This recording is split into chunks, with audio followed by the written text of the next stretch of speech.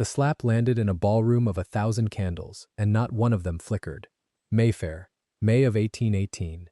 In the morning hours of the Pembroke townhouse, a young woman in gray wool and a white linen apron knelt by a torn shawl and mended it by the window. Her name was Eleanor. The household called her the girl. Mrs. Pembroke called her worse, and did so in front of visitors, while Eleanor kept her eyes lowered and her hands steady. Beneath the high collar of her dress hung a small oval medallion of tarnished silver, hidden against her skin. Inside the pocket of her apron lay a folded note, signed only with 2 initials. J.B. Across town, in a study lined with dark wood, the Earl of Ashfern signed a paper without lifting his eyes.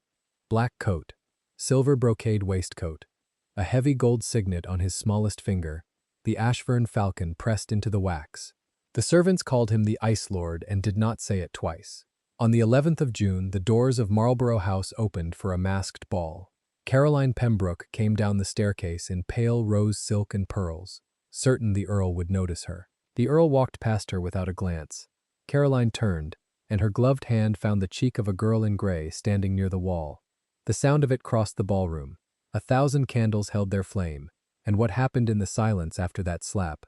Before the story begins, comment down below where you are watching from and what time it is there. If stories of justice, dignity, and love that arrives against all odds move you, leave a like, be sure to subscribe to the channel, and click join to become a member and help our channel. The needle moved in steady, deliberate stitches through the wool of the torn shawl, and Eleanor Hart did not lift her eyes from the work even when the carriage rattled to a stop in the street below. Mayfair, in the late spring of 1818, smelled of horse, lilac, and coal smoke, and the morning light that fell through the tall sash window of the Pembroke drawing-room was the color of weak tea. She sat on a low stool beside the hearth, her gray wool dress gathered neatly under the white linen apron, her copper hair coiled at the nape of her neck with a few loose strands at her temple, and she worked with the patient economy of a woman who had learned, 4 years ago, that hands kept busy were hands that could not tremble. The shawl had not been torn by accident. She had torn it herself, that very morning, on the corner of the iron grate, when Mrs. Pembroke had remarked at breakfast that idleness was the ruin of a charity girl. Now there was a tear to mend, and she could sit by the fire for an hour without being seen to sit, and that was a kind of freedom. A second carriage drew up behind the first. The brass knocker struck twice. Doors opened. Voices climbed the stair. Eleanor's needle did not pause. Mrs. Augusta Pembroke entered first, leading her morning callers as a general leads a column of dragoons. Her turban was lilac gray, her ostrich plume listed slightly to the left, and her 3 strands of amethysts caught the window light with the dull glitter of an animal in a hedge. Behind her came Lady Cresswell and her 2 unmarried nieces, all in pale muslin, all wide-eyed at the figured wallpaper and the new ormolu clock on the mantel. The figured wallpaper had been hung last month on credit. The clock had not yet been paid for. "My dear Lady Cresswell," Mrs. Pembroke said, settling herself in the larger of the 2 chairs that still possessed all their gilding, "you find us in our quiet hour. We do not stand on ceremony in this house." She arranged her shawl. She arranged her smile. Her small gray eyes traveled, as if by accident, to the figure by the hearth. "You must forgive the girl," she said. "She is one of my little charities. She mends where she may. I cannot bear to see willing hands sit idle."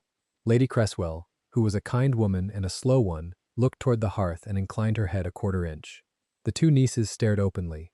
Eleanor inclined her head in return, exactly as deeply as a servant ought, neither more nor less, and went back to the shawl. "She has a steady hand," said the elder niece. "She has had practice," said Mrs. Pembroke. Caroline Pembroke came in last, as she always did, because Caroline had learned at 15 that the room turned to look at whoever entered alone. She wore a morning gown of cream muslin sprigged with violets, a blue sash at the high waist, and a chain of seed pearls at her throat.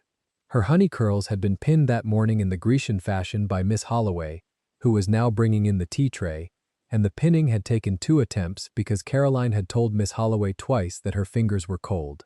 Caroline looked at Eleanor by the hearth as a person might look at a piece of furniture that had been moved without permission. "Mamma," she said, "must she sit there? The light is on her work and not on us." "She will sit where she is bid, my love," said Mrs. Pembroke, and she smiled at Lady Cresswell as if to say, "Daughters?" Eleanor's needle went in, came out, went in. The tea was poured. The conversation turned, as it always turned in Mayfair drawing rooms that May, upon the same two subjects, which heiress had been seen riding with which baronet in the park, and whether the Earl of Ashford had at last begun to look for a wife. The second subject quickened the room. Lady Cresswell's elder niece blushed. The younger one set down her cup too hard. "He cannot mean to remain unmarried forever," Mrs. Pembroke said. "A man with such an estate, such a name." "He has refused every introduction these 4 seasons," said Lady Cresswell. "They say he is cold. They say he is wounded," said the elder niece, who had read a novel. "They say what they please," said Mrs. Pembroke, "and meanwhile a sensible mother prepares her daughter to be presented when the moment comes." She looked, with the same air of accident, at Caroline. Caroline lowered her lashes and lifted them again, a small practiced motion she had been doing since the schoolroom. "My Caroline," said Mrs. Pembroke, "will dance with him at Marlborough House. It is settled. Lady Margaret has promised the introduction." The silence that followed was not quite respect. Lady Cresswell stirred her tea twice, which was once more than necessary. Her nieces exchanged a glance. By the hearth, the needle paused. It paused for the space of a single breath, and then it resumed. No one saw it pause except Mrs. Pembroke, whose eye had been on the girl all morning the way a cat's eye is on a bird, and who marked the pause and stored it away. "Eleanor," she said sweetly. Eleanor lifted her head. "Yes, ma'am." "Stand up, child, and bring the shawl here. Lady Cresswell will wish to see what becomes of charity in this house." Eleanor rose. She rose without haste, smoothing the apron, folding the wool over her arm so that the mended seam lay uppermost, and she crossed the carpet in 5 steps. She did not look at Caroline. She did not look at Lady Cresswell's nieces. She looked at the patch of carpet 2 paces before Mrs. Pembroke's slipper, and when she reached it, she made the small bob of a curtsy that the girl who slept in the attic was permitted to make, and she held out the shawl. Mrs. Pembroke took it. She turned it in her plump hands. She found the mended tier and ran her thumb across it twice. "Crooked," she said. It was not crooked. Lady Cresswell could see, from where she sat, that it was not crooked. The elder niece could see it too. Eleanor could feel the breath of the 4 women in the room move against the back of her neck like a small, polite wind. "I beg your pardon, ma'am," she said. "I will redo it." "You will redo it twice," said Mrs. Pembroke. "And you will not sit by the fire while you do it. The light at the back stair will do for the likes of you. Lady Cresswell does not come to my drawing room to take her tea with a needle clicking in the corner." "Mamma," said Caroline, and there was a small, quick smile at the corner of her mouth. "She ought to thank you. So many would have turned her out." "She knows what she owes," said Mrs. Pembroke. Eleanor took the shawl back. She curtsied again. The same depth, neither more nor less. She did not speak. She walked the length of the drawing room with the wool folded over her arm, and at the door she did not look back, and the room behind her resumed its noise as one resumes a piece of music after a small, unpleasant cough. She did not weep on the back stair. She had stopped weeping in the spring of 1815. She climbed 2 flights to the narrow landing where the servants' corridor began, set the shawl on the linen press, and stood for a moment with her hand at her throat where, beneath the high collar and the small bone button, the oval medallion her father had given her on her 16th birthday hung warm against her skin. She closed her fingers around it through the wool. She did not take it out. She had not taken it out, in this house, in 4 years. Then she breathed once, and she went down to the kitchen, because there was bread to fetch up, and the morning was not yet half done. The kitchen at the Pembroke house was below the street, lit by a single grimy area window and 3 tallow candles that cook would not let burn after 11. Miss Beatrice Holloway was at the long deal table, kneading dough with the heel of her hand, and when Eleanor came down the wooden stair, Miss Holloway did not look up at once, because Miss Holloway had been a lady's maid in better houses and knew that a kind face met too quickly at the foot of a stair could undo a girl who had spent the last hour being calm. "Bread's for upstairs, my dear," she said to the dough. Cook set it on the dresser. "Thank you, Miss Holloway." Eleanor crossed to the dresser. The loaves were warm. She wrapped them in a clean cloth. "And the shawl," Miss Holloway said, still to the dough, "to be redone twice." Miss Holloway's hand paused on the dough for 1 beat, and then resumed. "There is a candle in my room," she said, "and I shall not be using it after dinner.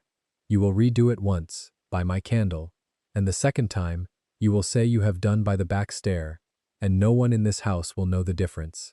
Eleanor did not answer at once. She set the wrapped loaves on the tray, added the small dish of butter, the pot of preserves cook had grudgingly opened, the 4 small cups. "Thank you," she said at last, and her voice was very low. "You are good to me." "I am sensible," said Miss Holloway. "There is a difference. Good is what people are when it costs them nothing. Sensible is what they are when they know who is who." She glanced up, then. Her brown eyes were warm, and the small ring of widow's iron on her finger caught the candlelight. "Mind the stair, child." Eleanor took the tray up. In the drawing room, the talk had moved on to the masquerade ball that the Dowager Duchess of Marlborough was to give on the 11th of June, and Mrs. Pembroke was explaining, for the benefit of Lady Cresswell, that Caroline's costume was already commissioned in pale rose silk, and that the Dowager Duchess had personally promised the introduction to the Earl. Lady Cresswell, who knew the Dowager Duchess and knew that the Dowager Duchess promised nothing personally to Augusta Pembroke, made the small, non-committal sound of a woman who has been schooled by 40 years of London drawing-rooms not to contradict her hostess in her own house. Eleanor came in. She set the tray on the low table beside Mrs. Pembroke. She did not speak. She did not lift her eyes from the tray. "You may go," said Mrs. Pembroke, without looking at her. Eleanor went. In the hall, the long case clock struck 11. Through the half-open door of Mr. Pembroke's study, she could see, in passing, the back of his stooped shoulders at the desk, a stack of unopened bills under his elbow, a glass of Madeira at his right hand at 11:15 in the morning. He did not look up. He never looked up these days when she passed. There had been a time, 4 years ago, when Reginald Pembroke had looked at her with something like discomfort, as if he remembered that her father had once sat across a card table from him at White's and lent him 50 guineas without a note. The discomfort had worn off. Discomfort always wore off, in that house, when it was no longer useful. She went up the 2nd stair, and the 3rd, and along the corridor under the eaves, to the small, unheated room beneath the slates that had been hers since the autumn of 1814. The bed was narrow, the deal washstand chipped, the single window thick with the year's soot. She closed the door. She drew the small brass bolt that Miss Holloway had fitted for her in the 2nd week, in secret, on a Sunday when Mrs. Pembroke was at church. Then, and only then, she took out the medallion. She sat on the edge of the bed. She opened the oxidized silver oval with her thumbnail, and the miniature inside, painted in 1810, looked up at her with her father's grave dark eyes and her own mouth. The late Viscount Hartwell, in the green coat he had worn the year before his ruin. She did not speak to it. She had stopped speaking to it. She only looked, for the count of 10 breaths, and closed it again, and tucked it back under the collar of the gray wool dress. Then she felt in the deep inner pocket of the linen apron, beneath the band, where she had sewn a second pocket of her own, that no one in the house knew about, and she took out a folded square of paper. The paper was a note. It was not a long note. The hand was firm, the ink black, the pressure even, and it bore at the foot the 2 initials she had not allowed herself, in this house, to say aloud in 4 years. Lady Hartwell, on Tuesday next, at 3, the back gate of the gardens at Hatchard's. As before, the papers are nearly complete. Courage. J.B. She read it twice. She did not smile. Smiling, in the attic of the Pembroke house, was a luxury she had learned to ration as cook rationed tallow. But the muscles at the corner of her mouth softened by a degree no observer would have caught, and she folded the note again and slid it back into the 2nd pocket beneath the apron band. Tuesday was 3 days off. She stood, smoothed the apron, drew back the bolt, and went down to the linen press for the shawl that had to be redone twice. The afternoon set in gray. Caroline and Mrs. Pembroke drove out in the open landau to be seen in the park, and Mr. Pembroke sent down for a second bottle, and the house emptied of its noise as a tide goes out. Eleanor took her needle and Miss Holloway's candle in a tin holder and sat on the low chair in Miss Holloway's small room at the end of the servants' corridor, where the chimney from the kitchen ran up the wall and made the plaster warm to the touch. She picked out the first stitches of her first mending. She set the second mending to begin. She did not, while she worked, allow her mind to dwell on the 11th of June. She allowed it, instead, to dwell on the bookshop in Piccadilly where, on a wet afternoon in February, she had been sent by Mrs. Pembroke to fetch a volume of sermons Caroline would never read, and where, between a wall of red leather and a wall of brown, she had reached for the same copy of Mr. Walter Scott's new poem as a tall man in a black coat with a velvet collar. Their hands had touched on the spine. She had drawn hers back at once. She had begun her apology in the careful voice of a charity girl. And he had looked at her, and his eyes had been a pale, cold blue, under straight dark brows, and he had said, very quietly, with no movement of his face at all, "Lady Hartwell."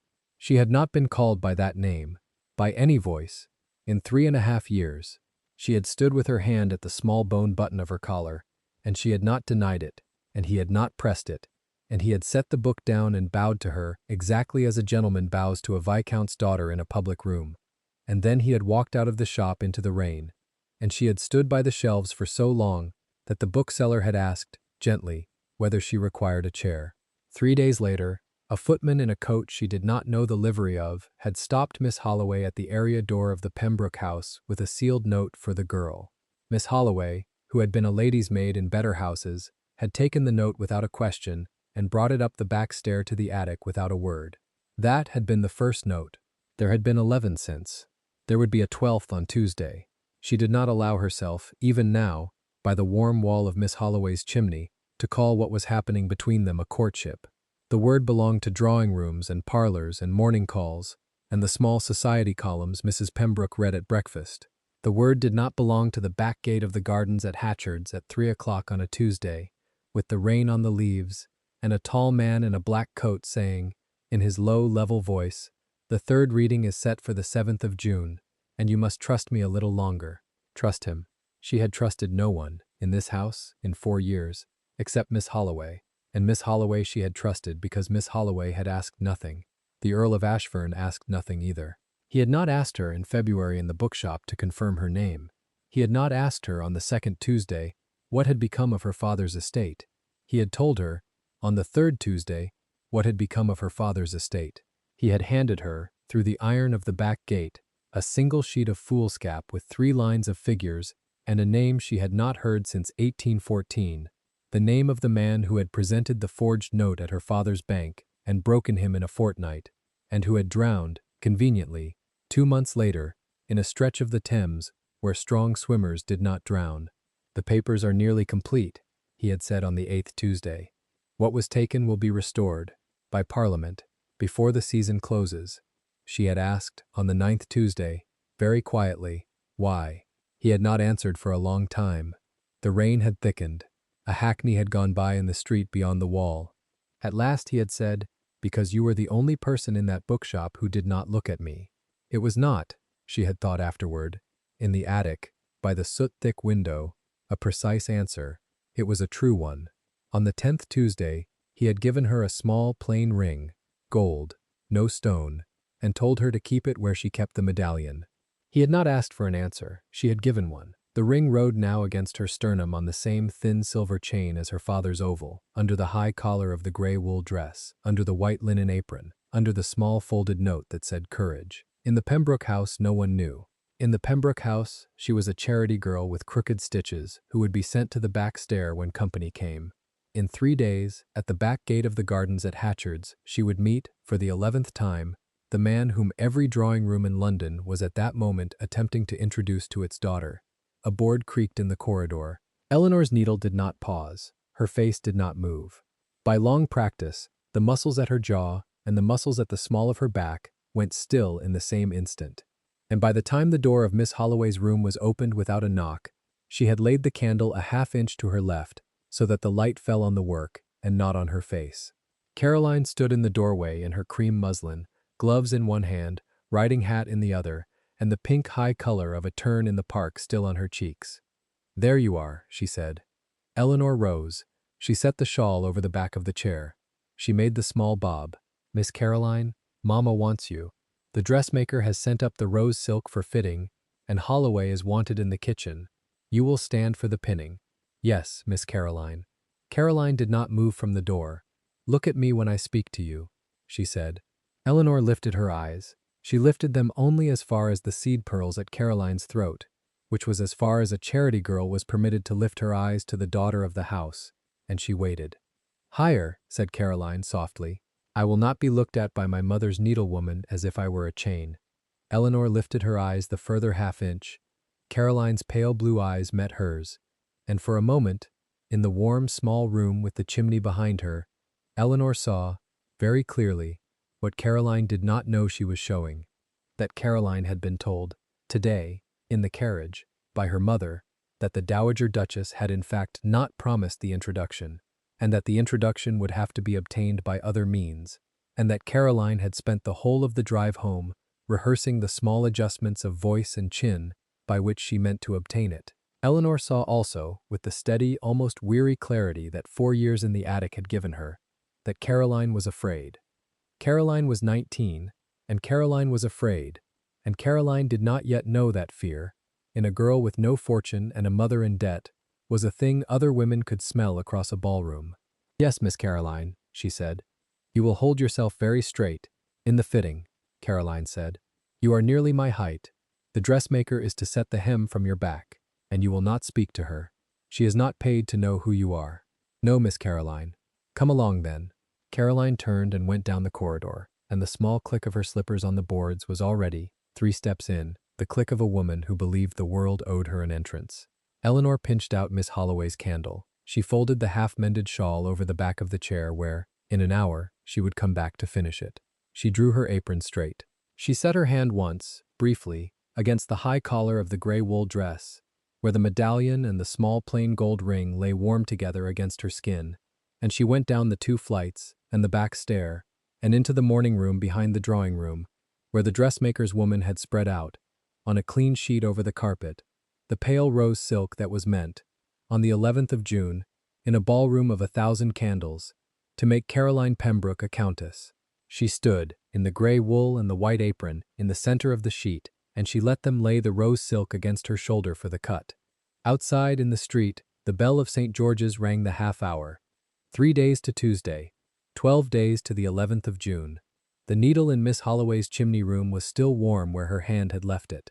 The ring under her collar was warm against the medallion. The note in the second pocket of the apron, folded small, against the band, said courage, and was signed with 2 letters in a firm, even hand, and no one in the Pembroke house, fitting the rose silk to her shoulder for the pinning of another woman's gown, knew that it was there at all. She held herself very straight, as she had been told.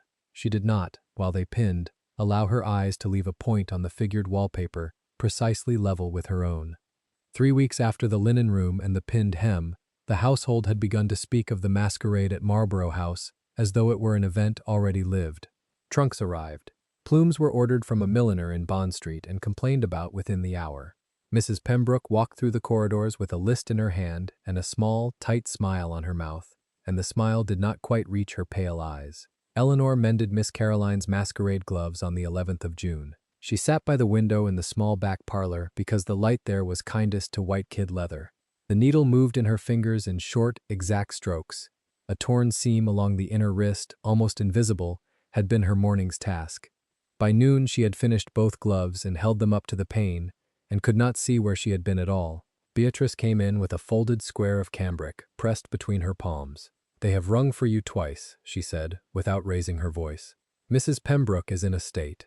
She is always in a state on a ball morning. This is a worse state." Eleanor laid the gloves over a clean cloth and stood. She tucked one loose strand of auburn hair back into the low knot at her nape and put a hand once, briefly, to the place at the base of her throat where the small silver medallion hung beneath the gray wool. The metal was warm from her skin. She let her fingers fall. In the front hall, a footman waited with 2 enormous bandboxes and a face emptied of opinion. Mrs. Pembroke stood at the foot of the stairs in a wrapper of figured silk that did not become her, holding a piece of pink ribbon in one fist as though it were a creature she had caught. "You are not to go to the kitchens today," she said when Eleanor came down. "You are not to go anywhere I cannot see you. Miss Caroline is being dressed at 4. You will be in the dressing room at 3 to attend her. You will hold the pins. You will not speak. You will not look at the mirror. Do you understand me?" "Yes, madam." "And heart." "Yes, madam. You will come with us tonight." A small pause held the hall. "Madam?" "To Marlborough House. There is to be such a press of guests in the cloakroom and the carriage line that one cannot trust the Duchess's people to manage Caroline's train and her mask. You will travel in the second carriage with Beatrice, and you will be at the door of the ladies' withdrawing room from the hour of 9 until I send for you. You will not be seen in the rooms. You will not speak to anyone above the rank of footman. You will be useful and invisible. Is that clear?" Yes, madam. It is not a kindness. No, madam. It is a necessity. Caroline must not be made awkward in the cloakroom by a clumsy hand. No, madam.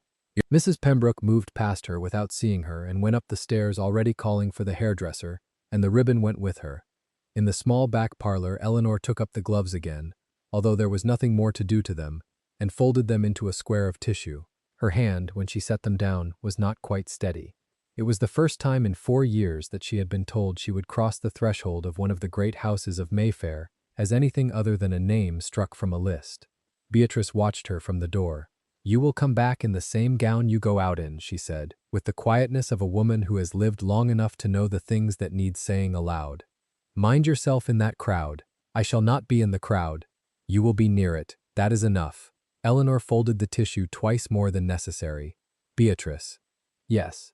If a gentleman should send a note for me by the side door tonight, you will say I am not within. There is to be a gentleman sending a note tonight." "There may be." Beatrice looked at her a long moment and did not ask the rest of the question. She nodded once. The afternoon emptied itself out in small obediences. Eleanor held pins. She held Caroline's right hand while a girl from a Bond Street shop fitted a slipper of pale satin. She held a vial of orange flower water while Caroline complained that the orange flower water did not smell of anything at all and ordered the bottle thrown into the grate. She watched the dressing of Caroline's hair into a Grecian knot threaded with seed pearls, and the descent of a half-mask of white silk embroidered with rose quartz crystals, and the settling of a heavy double rope of pearls along the collarbone of a girl who, at 19, had been told her whole life that the world owed her this evening. Caroline, between mirrors, did not once look at her. When at last Mrs. Pembroke clapped her hands and the bandboxes were taken down and Mr. Pembroke stood in the hall in his old casaca, with his cravat askew, Eleanor was bundled into a plain bonnet and a borrowed pelisse the color of mud and put with Beatrice into the second carriage. The wheels made a small private sound on the cobbles. The June dusk was a long blue. Marlborough House lay back from the road behind iron gates and lanterns set in stone. The carriage line stretched 2 streets and turned. From within the second carriage, Eleanor could see ladies stepping down into pools of lantern light in dominoes of scarlet and ivory and forest green. She could see the gleam of a sword hilt at a young man's hip. She could see, once, a feather as tall as a child crossing a doorway. A footman in the Duchess's livery handed her out at a side door. He did not look at her face. Inside the side passage, a smell of wax and orange and crushed mint came down from the upper floors and met her like a hand laid flat against her chest. She had not been inside one of these houses since she was 18 years old. A part of her, which she had thought safely buried under 4 years of gray wool, remembered with awful clarity the feel of a polished banister under a gloved hand, the small, careful way her own father used to lift his chin when an undersecretary spoke to him too familiarly, the white tabs of the doorman at her mother's evenings. She put a steadying hand on a plain wooden chair set against the wall for servants and let the memory finish itself in her, and only then went on.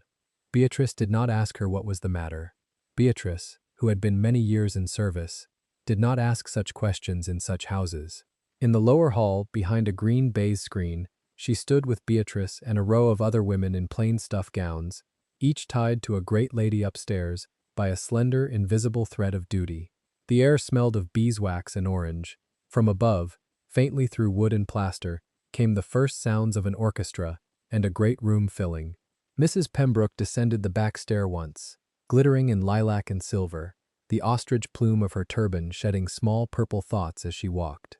She inspected Eleanor as one inspects a piece of furniture being moved into a room not its own. "You will not come up unless you are sent for." "No, madam." "You will not speak to a gentleman." "No, madam." "You will not be drawn into the rooms by curiosity." "Curiosity in a servant is impertinence." "Yes, madam." She went up. The plume went with her. For the better part of an hour, Eleanor was useful and invisible, exactly as she had been told. She held a pin between her teeth for a duchess's daughter whose train had caught on a chair leg.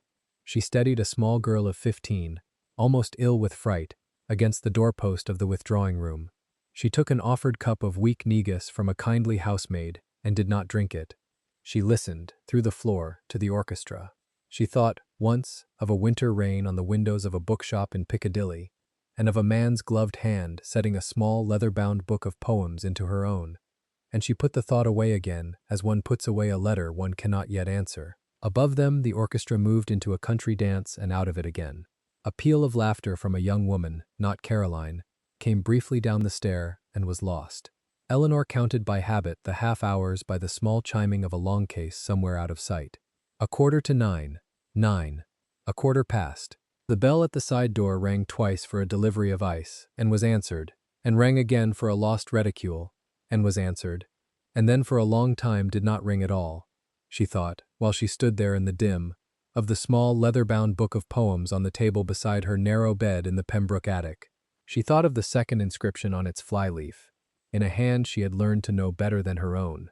She thought of the date written there, the 15th of March, 3 months gone. She did not let herself think of the third thing written there, because to think of it in this house, tonight, with a thin pink card already promised in a stranger's pocket, would have undone her. Then the bell at the side door rang. A footman came in and said a gentleman's man was without and would speak to Hart, of the Pembroke household. Beatrice's eyes came to her in the gaslight and did not leave her. "I will see him," Eleanor said. She went through the lower corridor in her grey wool. At the side door, a quiet man in dark livery she did not know stood with his hat in his hand. He did not speak the name of his master, although he was wearing on his breast a small enamel falcon over a coronet of oak, and Eleanor knew the device as her own hand. He put into her palm a single folded card. He bowed and stepped back into the dark. In the corridor she opened it. Tonight. M. 3 letters and a stop. She stood for a moment with the card in her hand, while the candle in the iron sconce above her trembled in some small draught, and then she did what she had been told she would not do. She went up. She went by the back stair the housemaids used, in her grey wool with her medallion warm at her throat, and she stopped on the half landing where a tall window looked over the great staircase below. Below her the masquerade was at full tide.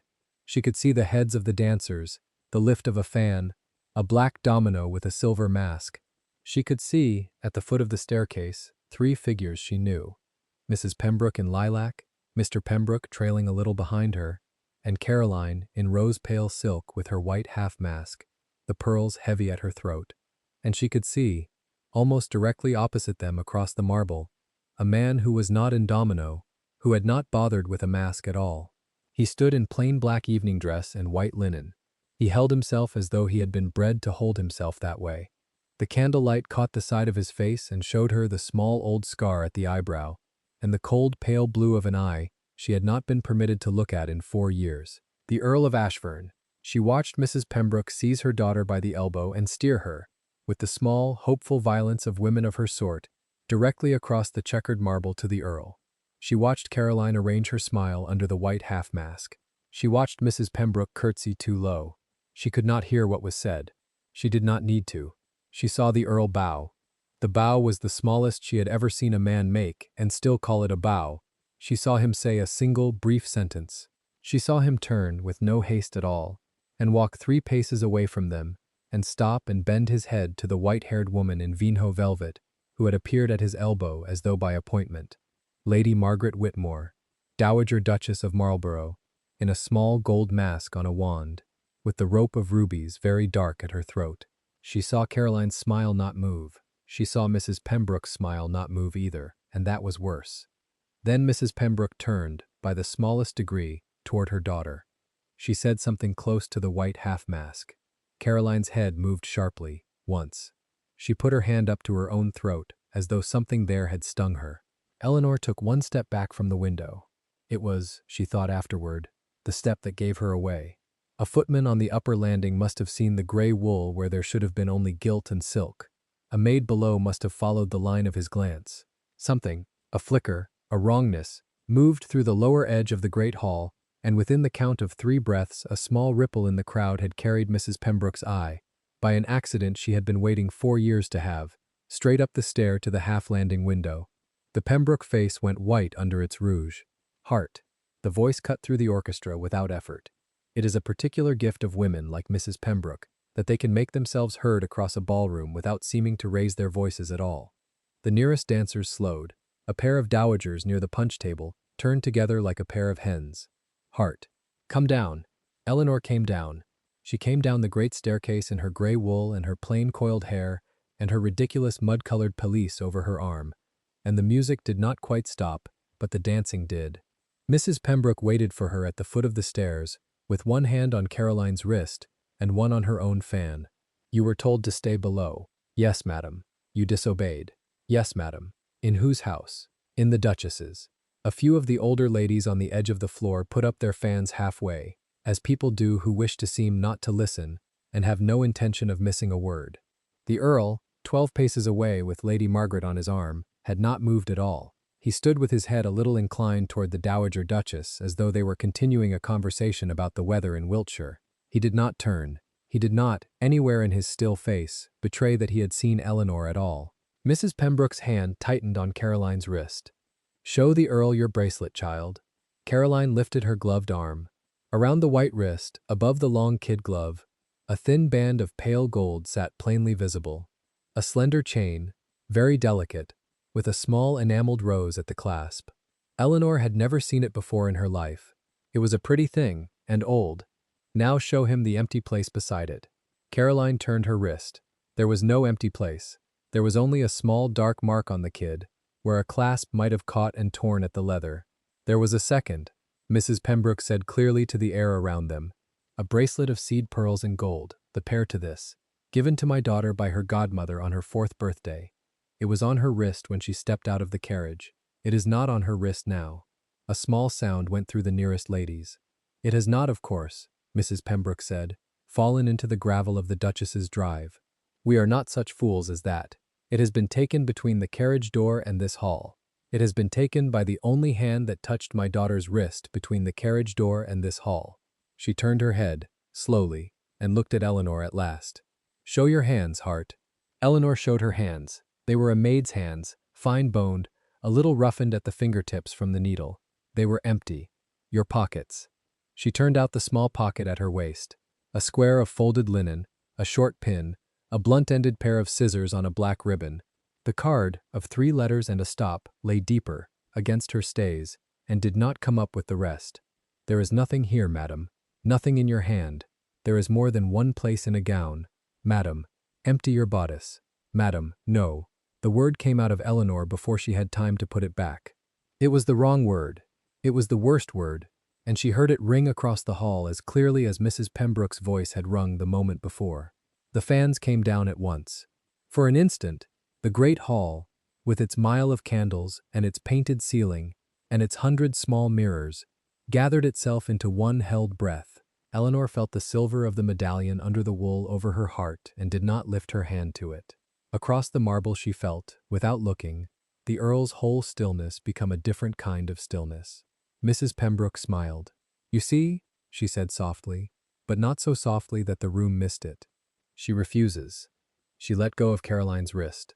She took one small step forward, and the rose-pale girl in the white half-mask followed her mother by half a pace, as girls of her sort do, and stopped, and looked at Eleanor for the first time that night.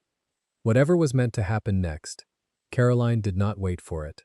She lifted the same gloved hand that had held the bracelet, and she struck Eleanor across the face. It was not a great blow. It was a small, dry, precise blow, delivered by a girl who had learned the gesture from her mother and had practiced it, perhaps, in front of her glass. It cracked across Eleanor's cheek with the brittle, particular sound that a glove against a bone makes in a marble room. It rocked Eleanor's head a quarter-inch to the side. It left, almost at once, a thin pink mark below the eye. The room did not gasp. The room went silent. 1,000 candles burning in 1,000 sconces along the walls of the Marlborough ballroom went on burning. The orchestra, in the gallery above, lifted a bow and lowered it again and held its breath. A single small dropped fan struck the marble somewhere far off and was not picked up. Eleanor did not put her hand to her cheek. She stood as she had stood that morning while Beatrice pinned her hem, with her shoulders very straight and her eyes resting on a point on the far wall. This time a small painted cherub at the height of a child's heart. She let the heat rise in her face and did not move to cool it. She felt the small silver medallion lift and settle once against her breastbone with her breathing. She did not weep. Caroline drew her gloved hand back to her own breast as though it had stung her, and looked at her mother for instructions, and did not receive any. A young man near the orchestra, a captain in dress uniform with his domino pushed back from his hair, took half a step forward and was checked by his sister's hand on his sleeve. An older gentleman in a silver mask murmured something to his wife, and was answered with a small, swift shake of her head. No one moved to lift Eleanor up. No one moved to put Caroline down. They were all of them held in the particular Mayfair posture that is not pity and not satisfaction, and not yet judgment. The posture of a room full of people waiting to be told which way the wind will blow before they decide what they have always thought. Lady Margaret Whitmore lowered her gold mask on its wand by exactly an inch and watched the marble between the two women as though she were reading a letter on it. Behind the screen of dowagers at the far wall, a small narrow gentleman in a graphite coat that did not flatter him at all set down a glass of orgeat he had not tasted, and his hand went, almost without his knowing, to the strap of a flat leather case at his side. The wax along the upper edge of the case was the color of dried blood. He did not move from his post. He waited. Mrs. Pembroke tilted her chin a quarter-inch higher. "The maid will be removed," she said, "to the room rather than to any person in it. I regret deeply that the Duchess's evening should have been so disturbed. She shall not appear again." She turned to go. She expected the room, as she had always expected rooms, to close behind her and resume. The room did not close. At the far edge of the marble, 12 paces away, the Earl of Ashfern handed Lady Margaret Whitmore her fan. He bowed to her, with the small, precise inclination of a man finishing one piece of business before he begins another. He turned. He walked 4 steps onto the checkered floor and stopped, and the dancers, who had been frozen in attitudes of half-curiosity, fell back from his path without being asked. He did not look at Mrs. Pembroke. He did not look at Caroline. He looked at Eleanor. Across that long, polished distance, under all those candles, in front of a great quantity of London, the Ice Lord of Ashfern, who had not been seen to smile in society in 11 years, looked at the maid in grey wool with the thin pink mark below her eye, and for the smallest part of a second his cold, pale face altered. It was not a smile. It was something colder than a smile, and warmer than anything Mayfair had ever been allowed to see in him. Mrs. Pembroke, who had already taken half a turn toward the door, stopped where she stood. The lilac silk of her gown gave a small, distinct sound as it settled around her ankles. The ostrich plume of her turban shed one purple thought onto the marble. She did not turn at once. She turned by degrees, as a woman of her experience knew to turn when a voice of that rank had spoken her into stillness, and the careful arrangement of her face was not yet undone, although the corners of her painted mouth had begun, faintly, to slip. Caroline went a step backward, toward her mother, and was not gathered in. Lady Margaret Whitmore folded her gold mask down upon its wand, and rested her gloved hands upon the ebony top of her cane, and the great rope of rubies along her breast went very still. He lifted his right hand a little from his side. The heavy gold signet on his small finger, with the falcon over the coronet of oak, caught the light of 1,000 candles and gave it back.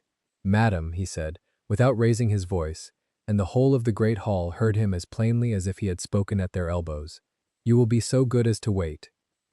Augusta Pembroke did not, at first, understand that she had been spoken to. Her painted fan continued its little tremor near her chin, and her painted smile continued its little tremor near her teeth, and the candlelight kept moving along the silver thread of her turban, as though nothing had happened. Then the silence around her began to feel like cold water rising past the ankles, and she understood. She lowered the fan 1 inch, only one. The Earl of Ashfern had not turned his head toward her. He stood as he had stood since the moment Caroline's gloved hand had struck Eleanor's cheek. Boots set, shoulders squared, one hand resting on the ebony cane, the other open at his side. He was looking only at Eleanor. Eleanor had not moved either. The print of Caroline's palm was beginning to bloom on her skin in the shape of 5 clean fingers. The little muslin cap had slipped a quarter-inch on her copper hair. The silver locket lay outside the high collar of the gray dress now, swung loose by the force of the slap, catching the light of 1,000 candles. She did not raise her hand to cover it. The Earl saw the locket. Something passed behind the ice of his eyes that no one in the room had ever seen there before, and that no one in the room would have recognized even if they had seen it. It was not anger. Anger he wore the way other men wore their cravats. This was older. 4 years older, to be exact. He had been 29 the first time he saw that locket. It had been a wet afternoon in November of 1814, in Hatchard's, on Piccadilly, and he had gone in only because the rain had ruined his appointment in Whitehall, and his temper had wanted a wall of books between itself and the world. He had been turning the pages of a treatise on enclosure law, without reading a single word of it, and he had heard, behind a shelf of sermons, a young woman's voice ask the clerk, very quietly, whether the shop bought books as well as sold them. The clerk had said, kindly enough, that they did not. The young woman had thanked him and walked past Julian without seeing him, because she had been looking at the floor. She had been very thin. She had been wearing a black morning dress turned twice, and a black bonnet that had been retrimmed, and she had been holding 2 volumes against her chest as though they were children. He had seen the spines. They had been Greek. He had set down the treatise and followed her. At a distance, a gentleman could follow a lady without insulting her, all the way to the door. There she had stopped, because the rain was coming sideways down Piccadilly, and she had stood looking at it with an expression he had not been able to read. After a moment she had opened the first volume and taken out, from between its pages, a small folded paper. She had unfolded it. She had read what was written on it. She had folded it again and put it back. Then she had stepped into the rain with her book still pressed to her chest, and the silver chain at her throat had caught on the door latch and pulled free of her collar for one instant, and he had seen the oval locket bounce once against the black wool above her heart. He had remembered the engraving on it because he had once known the man whose initials it bore. H. Henry Hartwell, Viscount Hartwell of Clarendon, ruined in the autumn of 1814 by a forged bill of exchange that bore his signature in an ink no chemist in London could prove was not his. Dead 3 months later, of what the physicians had called an apoplexy, and what his daughter had called grief. Julian Blackwood had been at Cambridge with Henry Hartwell's younger brother. He had dined at Clarendon House twice. He had liked the Viscount. He had not believed the bill of exchange. No one of consequence had believed it, and no one of consequence had said so aloud, because the man who had brought the bill forward had been a friend of the Regent. The locket bounced once. The door closed. The girl was gone into the rain. He had stood in the doorway of Hatchard's for some minutes after she vanished, and a clerk had eventually come up and asked, with proper diffidence, whether his lordship required a hackney. He had said no. He had said instead that he required the name of the young lady who had just left the shop. The clerk, who valued his employment, had hesitated.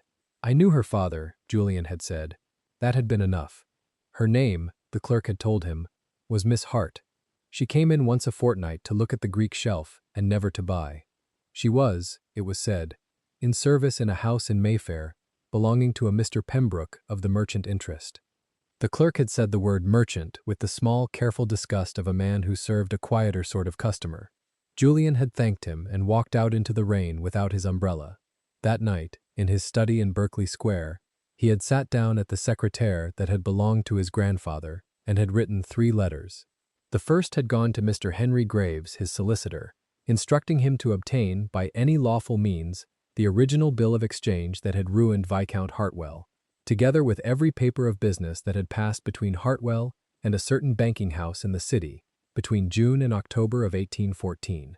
The second had gone to the Dowager Duchess of Marlborough, whom he addressed as Aunt Margaret, though she was no blood of his, requesting a private interview at her earliest convenience on a matter that touched the honor of a dead friend. The third had gone to no one at all. He had written it, sealed it, and burnt it in the grate. It had begun, Madam, you do not know me, but, and he had judged, by the time he reached the dash, that no good would come of sending it. He had instead resolved to be patient. Patience, in the matter of a forgery 4 years cold, meant Graves quietly buying up small debts of a certain banking clerk in Threadneedle Street until the clerk owed his next meal to the firm of Graves and Sons, Lady Margaret accepting an invitation to a card party at Augusta Pembroke's in the spring of 1815, and observing, over the rim of her teacup, the manner in which a tall red-haired girl in a grey dress carried a tray. A pair of footmen in plain coats walking, one autumn evening, behind a certain Lord Whitcomb from his club to his townhouse, and noting which window his secretary lit. A man in Bristol being persuaded, for 50 guineas, to remember exactly when he had sold a particular bottle of iron gall ink, and to whom. Patience also meant that for 4 years the Earl of Ashford did not call at the Pembroke house. He did not stand in the rain outside its area railings. He did not write to Miss Hart. He did not so much as turn his head when, twice, he passed her in the street carrying a basket of mending. He had decided, that wet November in Hatchard's, that he would not approach Henry Hartwell's daughter until he could approach her with her name in his hand. He had also decided, less rationally and without admitting it to himself for almost 2 years, that when he did approach her, he would not be approaching as a benefactor. The locket, swinging now at the throat of a girl who had just been struck in the face in front of 700 people, was the same locket that had bounced once against black wool in a doorway on Piccadilly. He had known it would be. He had been waiting 4 years to see it again in proper light. He did not move. Augusta Pembroke lowered the fan another inch. "My lord," she began. "Madam," he said again, in the same low voice as before. "I asked you to wait." She closed her mouth. Eleanor's hand had risen, very slowly, to the locket, not to hide it, to touch it, once, with the tip of one finger, as a person touches a thing to know it is still there. Then her hand came down and folded itself, with the other, in front of the white apron. Her chin lifted half an inch. The print on her cheek did not fade. She did not look at the Earl. She was looking, instead, at the empty middle of the ballroom floor, the polished marble inlaid with the Marlborough crest, where moments before the dancers had been forming for the quadrille. She seemed to be measuring it. What she was measuring, in fact, was a memory. 3 months earlier, in March, the Marquis of Aldenham's library had been very warm. There had been a fire of apple wood, and the room had smelled of it and of old leather. Lady Margaret had sent the Marquis himself away on a pretext involving a Roman coin, and had then risen from her own armchair with the slowness of a woman of 68 humoring her own bones, and had said, "I shall be in the green drawing-room. The door I leave open.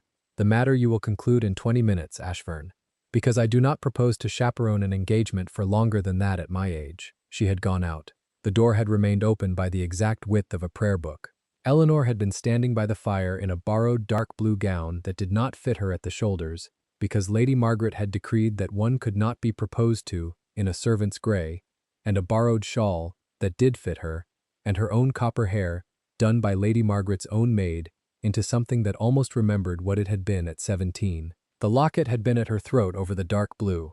Her hands had been laced very tightly in front of her. Julian had said, without preface, "I have your father's name." She had not answered at once. She had looked into the fire. After a moment she had said, "Then he is no longer a forger." "He never was." "Say it again, my lord." "He never was." She had closed her eyes, only for a breath. When she had opened them, she had said, in the same level voice in which she had once asked the clerk at Hatchard's whether the shop bought books, "And the man who said he was, will be named in open court on the first day of the next session. The Lord Chancellor has seen the papers. So has the Regent. Neither was pleased. The Act of Restoration is drafted. It awaits only the royal assent, which Lord Eldon assures me is a matter of weeks. My father is dead, my lord. I know. Restoration cannot reach him. It can reach you." She had said nothing for some time. The apple wood had spat in the grate. Then she had said, very quietly, "What do you want, my lord, in exchange for my father's name?" He had not been ready for that question, although he ought to have been. He had walked one pace closer to the fire and stopped, because to walk closer than that to her would have been to crowd her, and crowding was what the Pembrokes did. "Nothing," he had said. "Then why have you done it?" He had been silent again. It was, he had discovered, harder to say the thing in a warm library than it had been to write it and burn it in his own grate.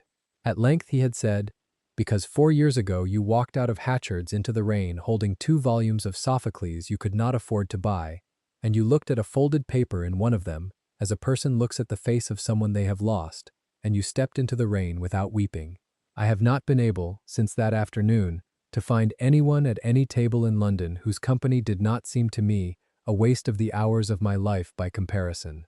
She had not moved. She had said, "My lord, I have not approached you until now," he had continued, looking now at the fire, because to look at her face during this would have been an unkindness, "because I would not have you bound to a man who had bought your name. The name is yours. The Parliament will say so. It is yours whether or not you take any further word from me. I wish that to be quite clear before I say the other thing." "What other thing?" "That I would have you take my name as well, if you will have it. Not because of the locket, not in payment of anything, only because I have not had a thought in 4 years that did not, on examination, turn out to be about you." She had looked at the fire too then. She had said, after a long moment, "My lord, I am a girl who has been mending other people's linen for 4 years. I do not know how to be a countess. You were a viscount's daughter for 18 years before that, Miss Hartwell. And a viscount's daughter does not unlearn herself in 4 years of mending linen, no matter how diligently her mistress tries to teach her to. You will be a countess as easily as you breathe, and I shall be a great deal better a husband, if you will have me, than I have been a man for the past 4 years without you." She had turned then. She had walked the 3 paces between them. She had stopped at a distance no London matron would have approved. "My lord," she had said, "I have one condition." "Name it." "That you do not tell them in the Pembroke house, not yet. Not until the Act of Restoration has its royal assent, and the writ of the false bill is annulled, and not until the man who forged my father's signature has been named in court. I have lived in that house 4 years. I shall live in it a few weeks more. I shall not have them learn it by gossip, my lord. I shall have them learn it as my father was not permitted to learn his own ruin, in public, in a room they cannot leave, in front of every face that matters in London." He had inclined his head. "Where," he had asked, "shall they learn it?" "At a ball," she had said. "A ball large enough that no version of the story can be suppressed by morning. The Marlborough masquerade is the 11th of June. Then the 11th of June, my lord." He had taken her hand. He had not kissed it. He had only held it for the space of a breath and put it down again, because a door was opened by the width of a prayer book and a dowager duchess was counting in the next room. "Miss Hartwell," he had said, "we have a bargain." "Lord Ashburn," she had said, "I am not a transaction." He had bowed his head. "No, madam, you are an engagement." She had smiled then, for the first time since 1814, and he had seen what her father's smile had looked like under happier circumstances, and he had understood, with the cold clarity with which he understood most things, that he would not survive losing her. He had not said so. He had only walked her to the door of the green drawing-room, where Lady Margaret was indeed counting, and Lady Margaret had said, without looking up from her embroidery frame, "23 minutes, Ashburn. You owe me 3. That had been March. Between March and the 11th of June there had been a great deal of paper. Mr. Graves had visited Lady Margaret's house twice a week with the leather case sealed in red wax. Lord Eldon had written 3 notes in his own hand. The Regent had said something at Carlton House that no one wrote down. A special license from the Archbishop of Canterbury had been drawn up on stiff vellum and locked into a desk in Berkeley Square. A clerk of the College of Arms had been summoned to verify the engraving on a certain silver locket. The Bill of Restoration had passed its second reading on the 3rd of June with no division and almost no debate, because every man in the chamber had known the truth of the Hartwell business for 4 years, and had been waiting only for someone with sufficient money and sufficient temper to drag it into daylight. The royal assent had been given on the morning of the 11th. By the time Eleanor had walked from the Pembroke house to Marlborough House that night, 6 steps behind Caroline's pink slippers, carrying Augusta's fan and Caroline's spare gloves, she had been, for 9 hours, Lady Eleanor Hartwell of Clarendon, mistress of a restored estate in Hertfordshire, and of £40,000 in 3% consols, and the legally affianced bride of the Earl of Ashburn. 3 people in London had known it: Lady Margaret, Mr. Graves, the Archbishop. Not one of them had been at the Pembroke breakfast table that morning, where Augusta had told her, over the toast rack, to keep her freckled face out of the supper room, because the supper room was not a place for servants. Eleanor had said, "Yes, ma'am," and had carried the gloves. She was still wearing the grey dress and the white apron and the muslin cap, because she had refused, when Lady Margaret had offered, to be dressed for the ball ahead of time. "Let them see me as they have made me," she had said, "for 1 hour more. Then let them see what they have struck." Lady Margaret had not argued. Lady Margaret rarely argued with people who had made up their minds in that tone. Now, in the great hall of Marlborough House, with 1,000 candles burning above her and 700 masked faces watching, Eleanor was measuring the distance between the spot of marble where Caroline's slap had landed her and the spot of marble at the center of the room where she meant to be standing in 3 minutes. It was perhaps 15 paces. She would cross them in the grey dress. She would cross them with the print of Caroline's hand still on her cheek. She had decided, walking from Mount Street that evening, that she would not change her gown until after the room had seen her named. She lifted her chin another half-inch. Across the silence, the Earl of Ashburn saw her do it and felt, in a part of him that he had kept locked since November of 1814, a small, precise click of a key turning. He almost smiled.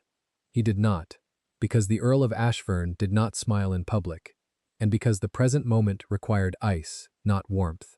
He raised the ebony cane an inch from the floor and set it down again. The tap was not loud. In the silence, it sounded like a magistrate's gavel. "Madam Pembroke," he said.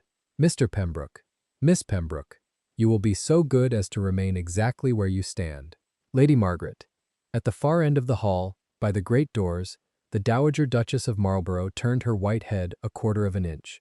"Would you do me the honor of sending for Mr. Graves?" Lady Margaret inclined her head once. She lifted one gloved finger no higher than her hip. A footman in Marlborough livery, who had been standing against the wall under a portrait of the third Duke for the past hour for exactly this purpose, bowed and went out through a small door behind the orchestra, without making a sound on the marble. Augusta Pembroke said, in a voice she could not quite keep level, "My lord, surely there has been a misunderstanding." The Earl did not look at her. "There has been no misunderstanding, madam," he said. "There has been, at last, an understanding. We shall wait for Mr. Graves." Caroline Pembroke, who had been standing exactly where she had stood when her hand had struck Eleanor's face, now did a thing she had never done in her 19 years of life. She looked, very quickly, at her mother for instruction, and found that her mother was no longer looking at her. Augusta's small calculating eyes were fixed on the Earl, and they were doing arithmetic that did not balance. Caroline turned her head slowly back to the front. The plumes on her white mask trembled. The pearls on her bodice trembled. She did not yet understand what was wrong. She only understood, in the way that small animals understand a shadow falling across a meadow, that something very large was about to move, and that she was standing in its path. Reginald Pembroke, who had spent the evening near the punch, and had arrived at his daughter's side only after the slap, was breathing through his mouth. He smelled of brandy and of the sweat that comes on a stout man under a great chandelier. He kept saying, in a low voice intended for no one, "Now then, now then, now then." It accomplished nothing. Behind them, along the long mirrored wall, the masked guests of London had begun, very slowly, to perform a small, involuntary choreography of their own. Fans came up to lips and stopped halfway. Hands that had held champagne glasses set the glasses down on small tables without looking.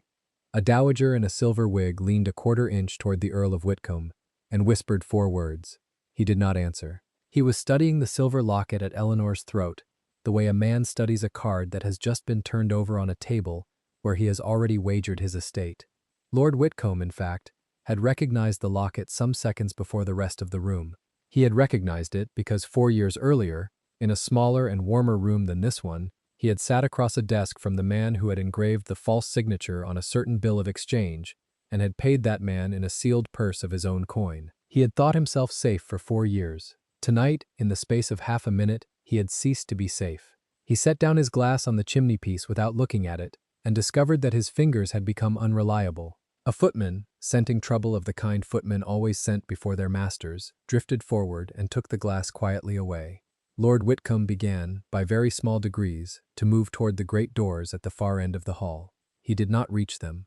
At the threshold of the great doors there had appeared, without any announcement, 2 gentlemen of the King's Bench, whom no one had invited, and whom Lady Margaret had, at 3 that afternoon, requested as a private favor to attend Marlborough House from 10 o'clock onward, in plain coats, and to remain near the doors until she should signal them otherwise.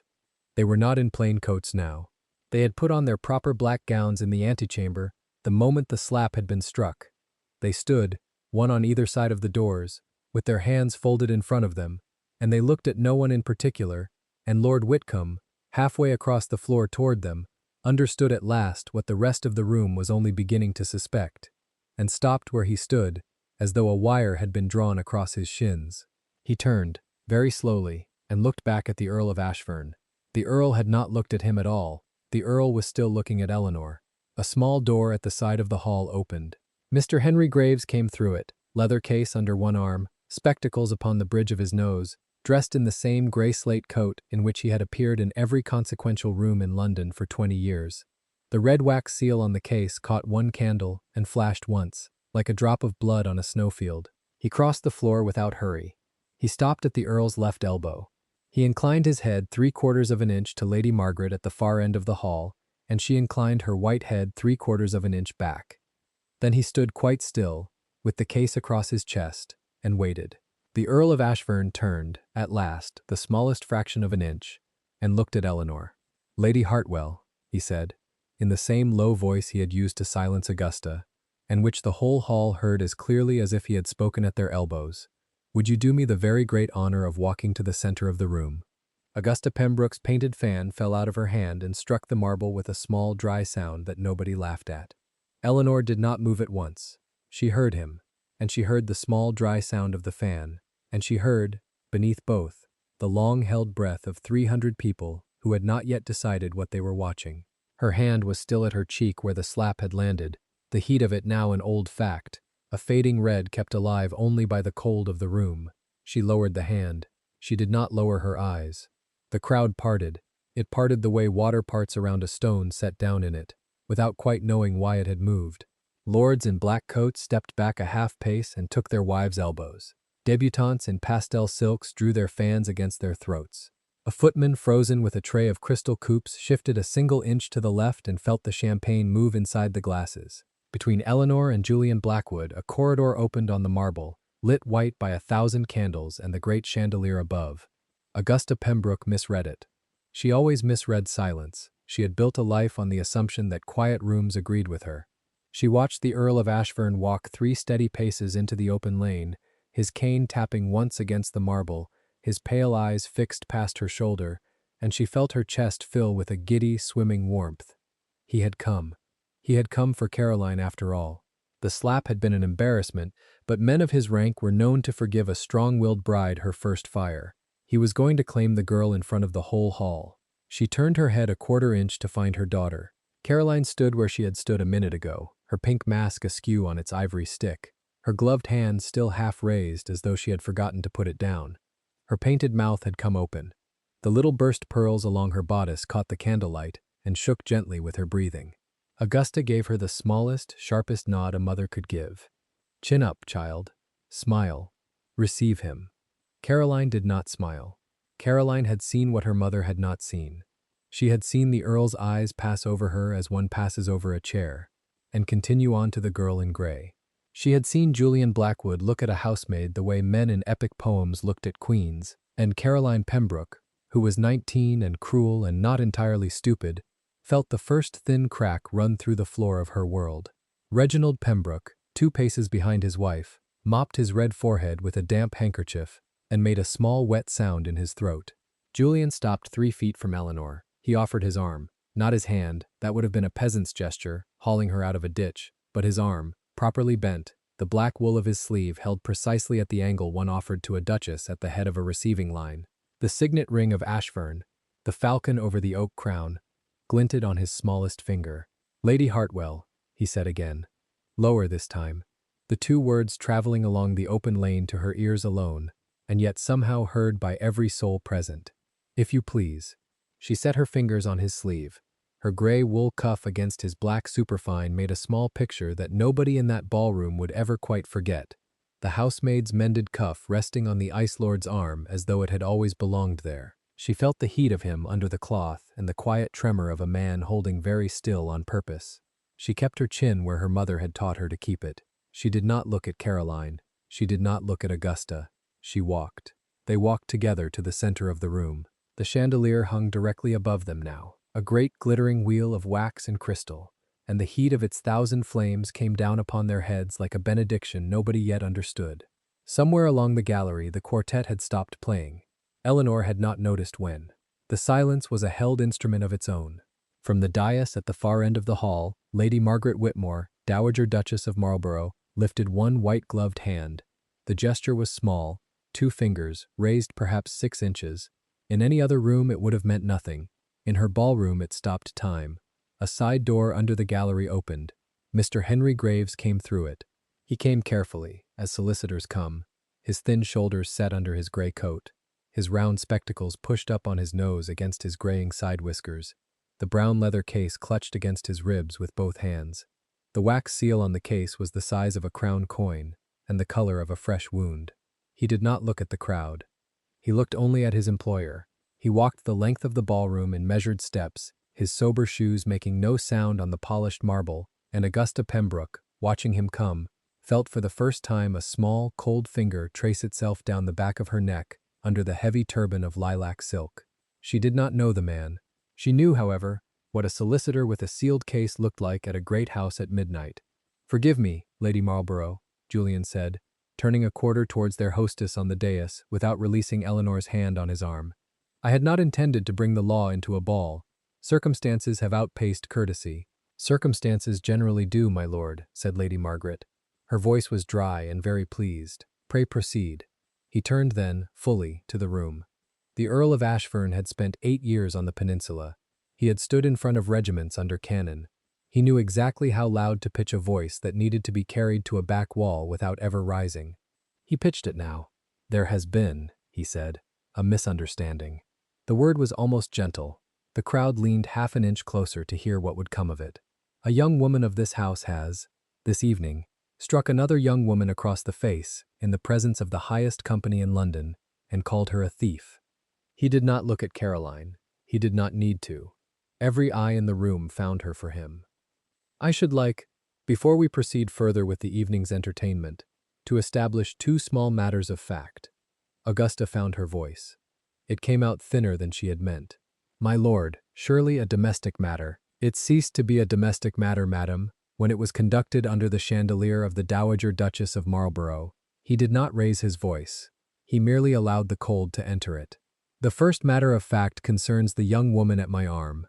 The second concerns the locket she wears about her neck. Mr. Graves." The solicitor stepped forward.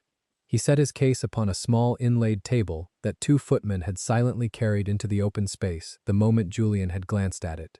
The brass clasps gave a small bright noise as he opened them. From the case he drew 3 things and laid them in a precise row on the polished wood. A folded letter sealed in blue wax. A parchment heavy with the red ribbon and disc of the Great Seal of the realm. A small black velvet box. He did not open the box. He picked up the parchment instead, and turned with it towards the room. "By act of His Majesty in Parliament, sealed the 12th day of April, 1818, His Majesty has been most graciously pleased," Mr. Graves read, in the dry, careful voice of a man who had read worse documents in worse rooms, "to reverse and annul the attainder pronounced in the matter of Edmund Hartwell, late Viscount Hartwell, deceased.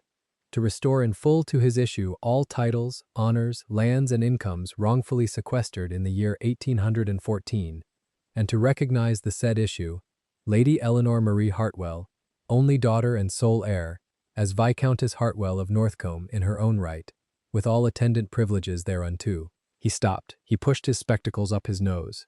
He folded the parchment along the original creases and laid it back upon the table beside the velvet box. For 2 full seconds, nobody in the ballroom understood what they had just heard. The words had been long, and dry, and full of law. Then a young matron in pale yellow at the front of the crowd put her gloved hand to her mouth and made a small, involuntary sound that was not quite a word, and after that small sound the room came alive at once with the soft electric whisper of 300 people trying to repeat the same name to each other, without quite raising their voices. "Hartwell. Hartwell of Northcombe. The Hartwell scandal. The poor child. 4 years. 4 years." Augusta Pembroke did not whisper. Augusta Pembroke went grey under her rouge. She remembered, as anyone who had moved in London society in the spring of 1814 remembered, the Hartwell affair. She remembered the headlines in the Morning Post, the fraudulent notes of hand, the dead Viscount in the river, the daughter sent out of town. She remembered, too, that she had personally crossed the Hartwell name out of her guest list with a hard nib that had torn the paper. She remembered, more painfully, that 2 years later, when she had needed a quiet, well-mannered, half-starved companion for Caroline at half wages, a girl with no relations to make fuss, no reputation to protect, no father to write angry letters, she had taken in, for the price of meals and a corner room above the laundry, a thin, pale, red-haired girl, introduced to her only as Hart. She had cut a viscount's daughter's hair on the morning the girl had arrived in her house, because Caroline had complained that it was vulgar to have a companion with hair finer than her own. She remembered now that she had done that. She put her hand out without looking, and found her husband's sleeve. Reginald Pembroke, who had not understood a word of the parchment, but who had understood his wife's face, took an unsteady half-step backward and trod on a debutante's hem behind him. The debutante did not even notice. Julian had not finished. "You will observe," he said to the room, "that the parchment my solicitor has just read carries the Great Seal of the realm.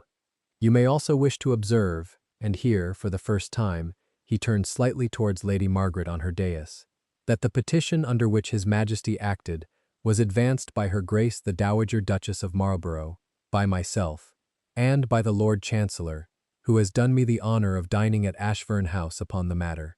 3 times, Lady Margaret said, dryly, from the dais. A nervous laugh broke somewhere along the gallery and was hastily smothered. The second matter of fact, Julian said. He turned, gently, to Eleanor. With your permission, my lady. She inclined her head, the small, careful inclination of a woman who had once, very long ago, been taught by a French dancing master how to acknowledge a courtesy at the center of a room. He raised his hand to her throat. He did not touch her skin. He set 2 fingers under the high collar of gray wool and drew up, from the place where it had hidden for 4 years against her breastbone, the oval medallion of tarnished silver on its thin black ribbon. He held it forward on the flat of his palm. The candlelight slid along the dark metal and found, on the back of it, the engraved monogram H over a small coronet that the room could not quite see at this distance but could, given who had announced it, perfectly imagine. The Hartwell locket, he said, very quietly. Given to Lady Eleanor by her father upon her 10th birthday, containing, I believe, a lock of her late mother's hair and a miniature of the late Viscount in his uniform of the Coldstream Guards. It was identified this afternoon, at my request, by her father's old steward, who wept upon being shown it. He let it lie back against the gray wool. It was not, he said, stolen. Then he turned upon Caroline Pembroke for the first time, and the room felt the change of weather as one feels a window opening on a winter evening. His voice did not rise. You called this lady a thief, madam, in the center of a public ballroom, in the hearing of Her Grace your hostess, of the Lord Chancellor's nephew, of 3 foreign ambassadors, of half the patronesses of Almack's, and of the gentleman who has the honor to be her betrothed. You then struck her across the face. I should be obliged to know, before this evening proceeds, on what evidence. Caroline's painted mouth opened. No sound came from it. The little ivory stick of her mask trembled in her gloved hand, and the pink plumes shook. She looked, for a long, helpless moment, at her mother. Augusta Pembroke, who could ordinarily speak her daughter out of any room in London, made a small, soundless movement of the lips that came to nothing. She had no script for this. She had never owned the words. "Mama," Caroline whispered, very small. The crowd heard it. That single small word, "Mama," in the high, frightened voice of a child, did more damage to the Pembroke name in 3 seconds than a printed scandal could have done in 3 weeks. A duchess near the dais touched her companion's wrist in cold satisfaction. 2 of Caroline's bosom friends from the season looked carefully at the floor. Augusta felt, with a wholly new and terrible clarity, every eye in the room land on her at once. Julian had not finished even now. You will further observe, he said to the room, with that same level voice he had used to read out artillery dispositions on a Spanish hill, that the lady at my side does me the very great honor, by particular license of the Archbishop of Canterbury, of becoming, within the month, the Countess of Ashburn. The room broke. It did not break loudly. There were no cheers, there were no cries. There was a sudden release of 300 held breaths at once that sounded, oddly, like a wind running through a forest at night, and beneath it, the silvery scattered ringing of jewelry and pearls, as women turned at last to look at one another. From the dais, Lady Margaret Whitmore lifted her fan a careful inch from her lips and permitted herself, for the first time that night, an open smile.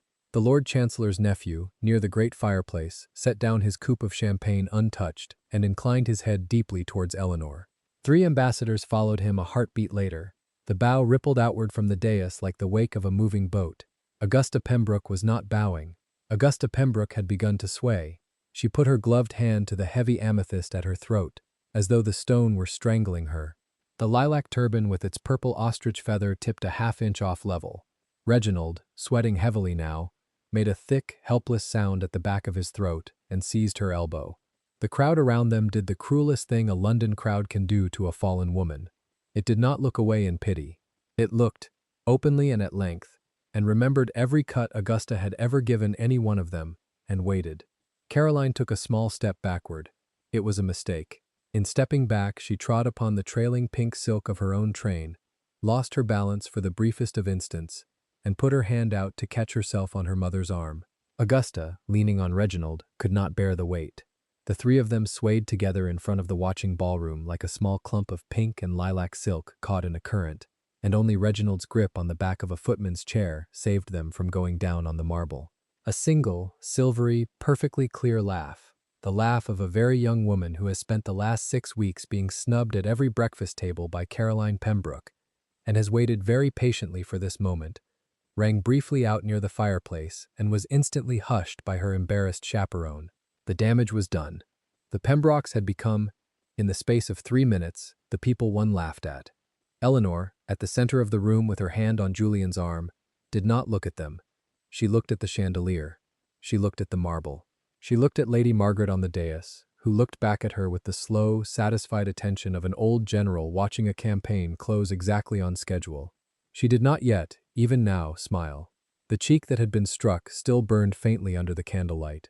She felt the burn, and she felt Julian's arm steady under her hand, and she felt, beneath both, an old cold knot that had lived under her breastbone since her father's coffin had been carried out of Northcombe House loosen, very slightly, for the first time in 4 years. She did not weep. She had taught herself, in Augusta Pembroke's laundry room, never to weep where anyone could see.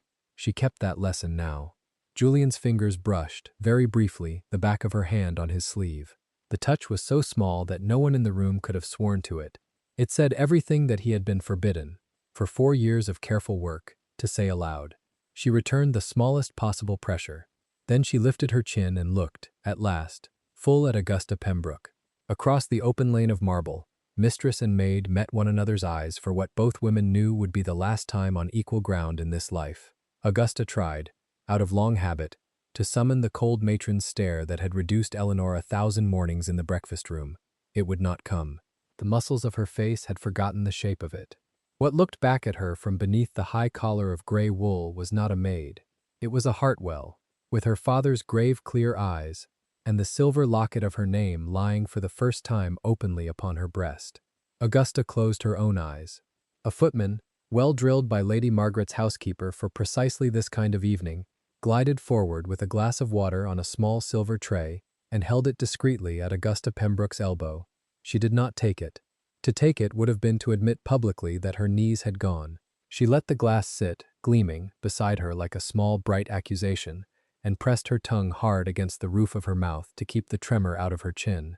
Caroline, beside her, had begun to breathe in short, shallow pulls under her stays. The pink ribbon at her waist rose and fell with the unsteady speed of a small, frightened bird. Her mask had slipped further off her face, and a single pin in her hair, loosened by the trembling of her own hand, had given way at last. A thin curl of pale gold tumbled across her painted cheek, and lay there, ridiculous, in the candlelight.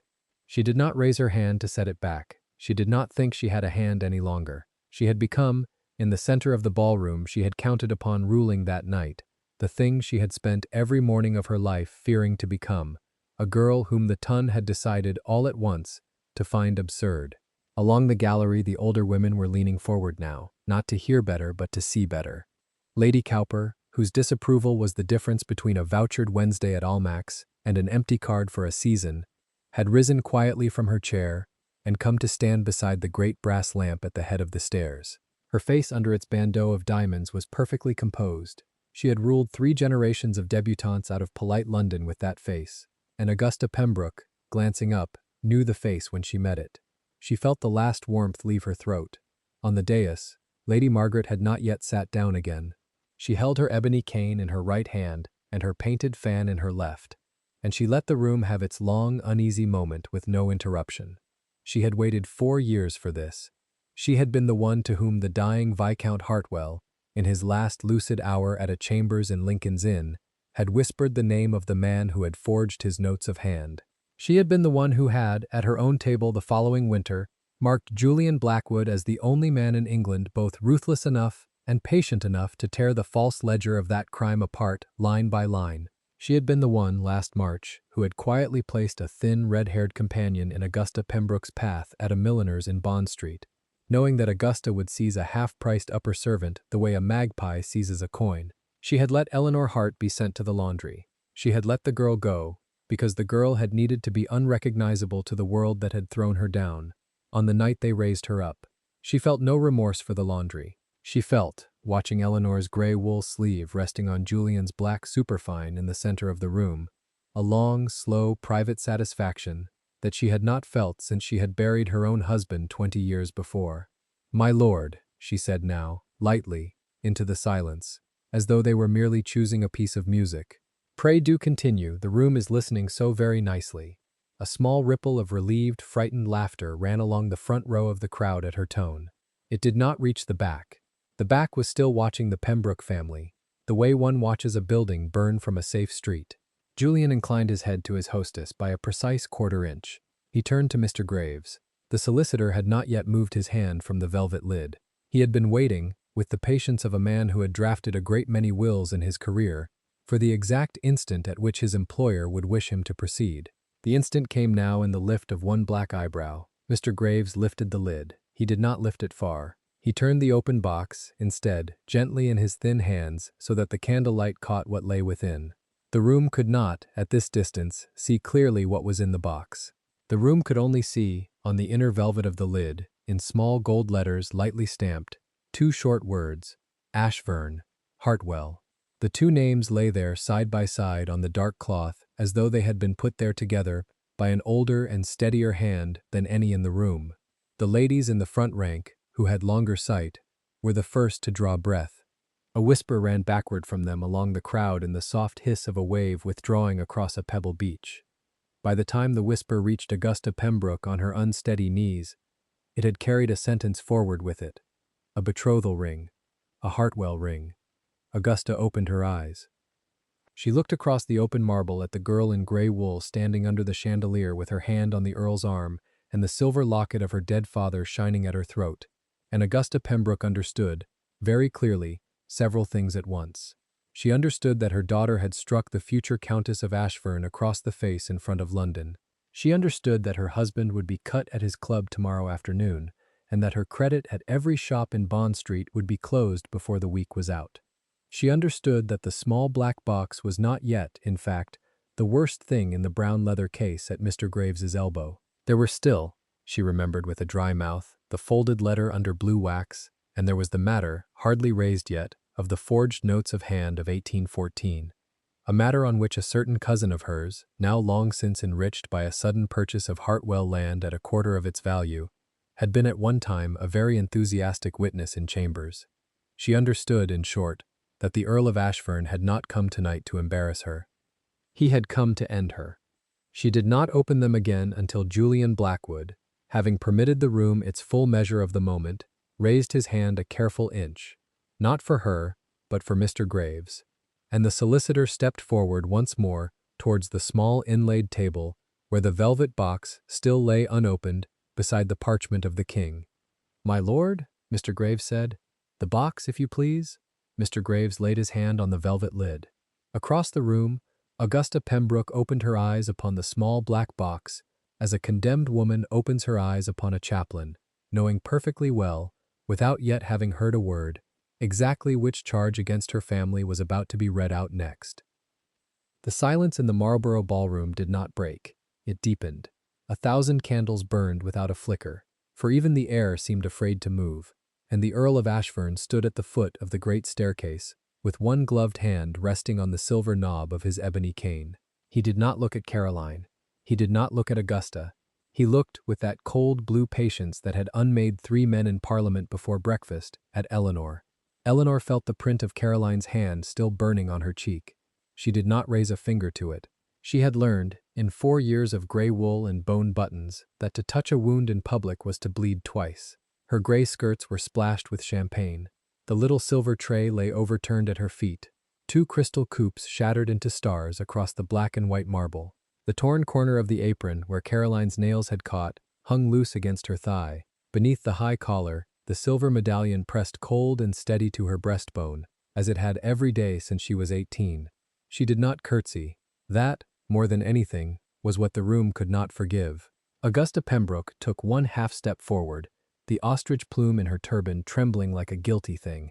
She had spent £12,000 and 4 seasons to bring her daughter within reach of the Ice Lord, and now the Ice Lord himself had come down the staircase, and surely, he had come down for Caroline. "My lord," Augusta began, in the voice she used for tradesmen, You must forgive the disturbance. A servant of mine has been most insolent, and my dear Caroline, who is too gentle for her own good, was forced to correct her in a manner she would never ordinarily. Madam, Julian Blackwood did not raise his voice. He did not need to. I did not address you. Augusta's mouth shut with an audible click of teeth. He turned his head, slowly, the candlelight running along the hard line of his jaw and catching once on the small white scar through his left brow. He looked at Caroline as a man looks at a piece of damaged porcelain. He is deciding whether to keep or to throw on the fire. Caroline lifted her chin. Pearls trembled at her throat.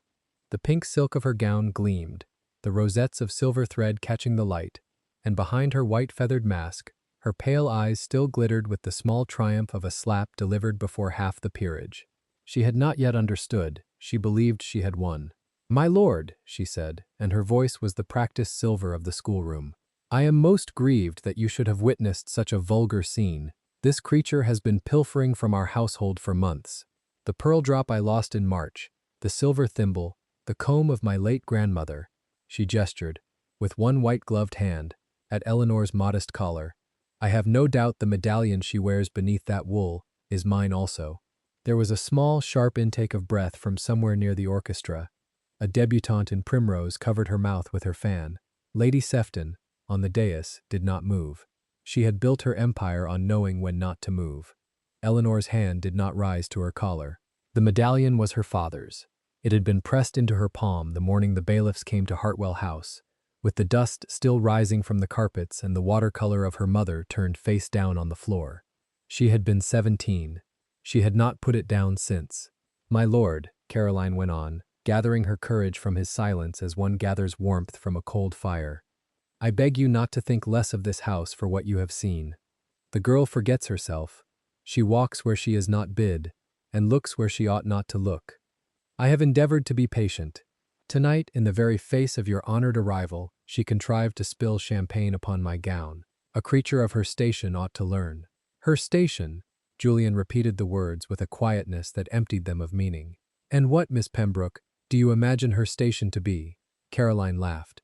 It was a small, bright laugh, meant for the gallery, and it carried up the marble walls and into the gilded ceiling and came back down again hollow. "Why, my lord, a maid, the simplest sort. Augusta took her in out of Christian charity from some country parish near Hartwell, an orphan of no name and no portion. We have given her bread and bed for 4 years, and this is the gratitude she returns." A murmur stirred along the gilt-edged walls. It was not yet a verdict. It was the sound of 50 fans deciding, in unison, which way to flutter. Augusta seized the lull as a drowning woman seizes a rope. "My lord, you can have no notion of the trouble we have suffered with her. She has airs. She reads books not meant for her. She speaks French to the housekeeper, as if to mock me. Only last week I found her at the writing desk in the morning room, with a quill in her hand." "With a quill in her hand," Julian said. "How shocking!" The dry note in his voice was so faint that only the front row caught it. Lady Margaret Whitmore, Dowager Duchess of Marlborough, standing not 3 paces from the Earl with her wine-velvet skirts spread like a banner and her ruby parure burning at her throat, allowed herself the smallest tightening at the corner of her mouth.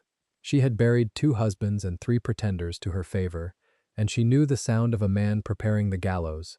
Augusta did not hear it.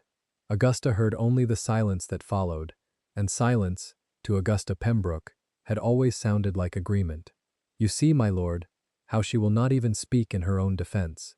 A guilty conscience is a loud thing. I have told my dear husband for 2 years that we must turn her out, and only my Caroline's soft heart has stayed my hand. Tonight she has shamed us all. I shall have her in the cart for Newgate by dawn, and you, my lord, shall not be troubled by such persons again. Now, if it would please you, my Caroline has saved the supper waltz." "Madam," Julian's voice cut the sentence in half. "I have not yet finished looking at her." He had not, in fact, looked at Caroline since she finished speaking. He was looking at Eleanor. And Eleanor, who had spent 4 years training her face into the smoothness of stone, found that she could not quite hide the small tremor that ran from her jaw to her gloved fingers.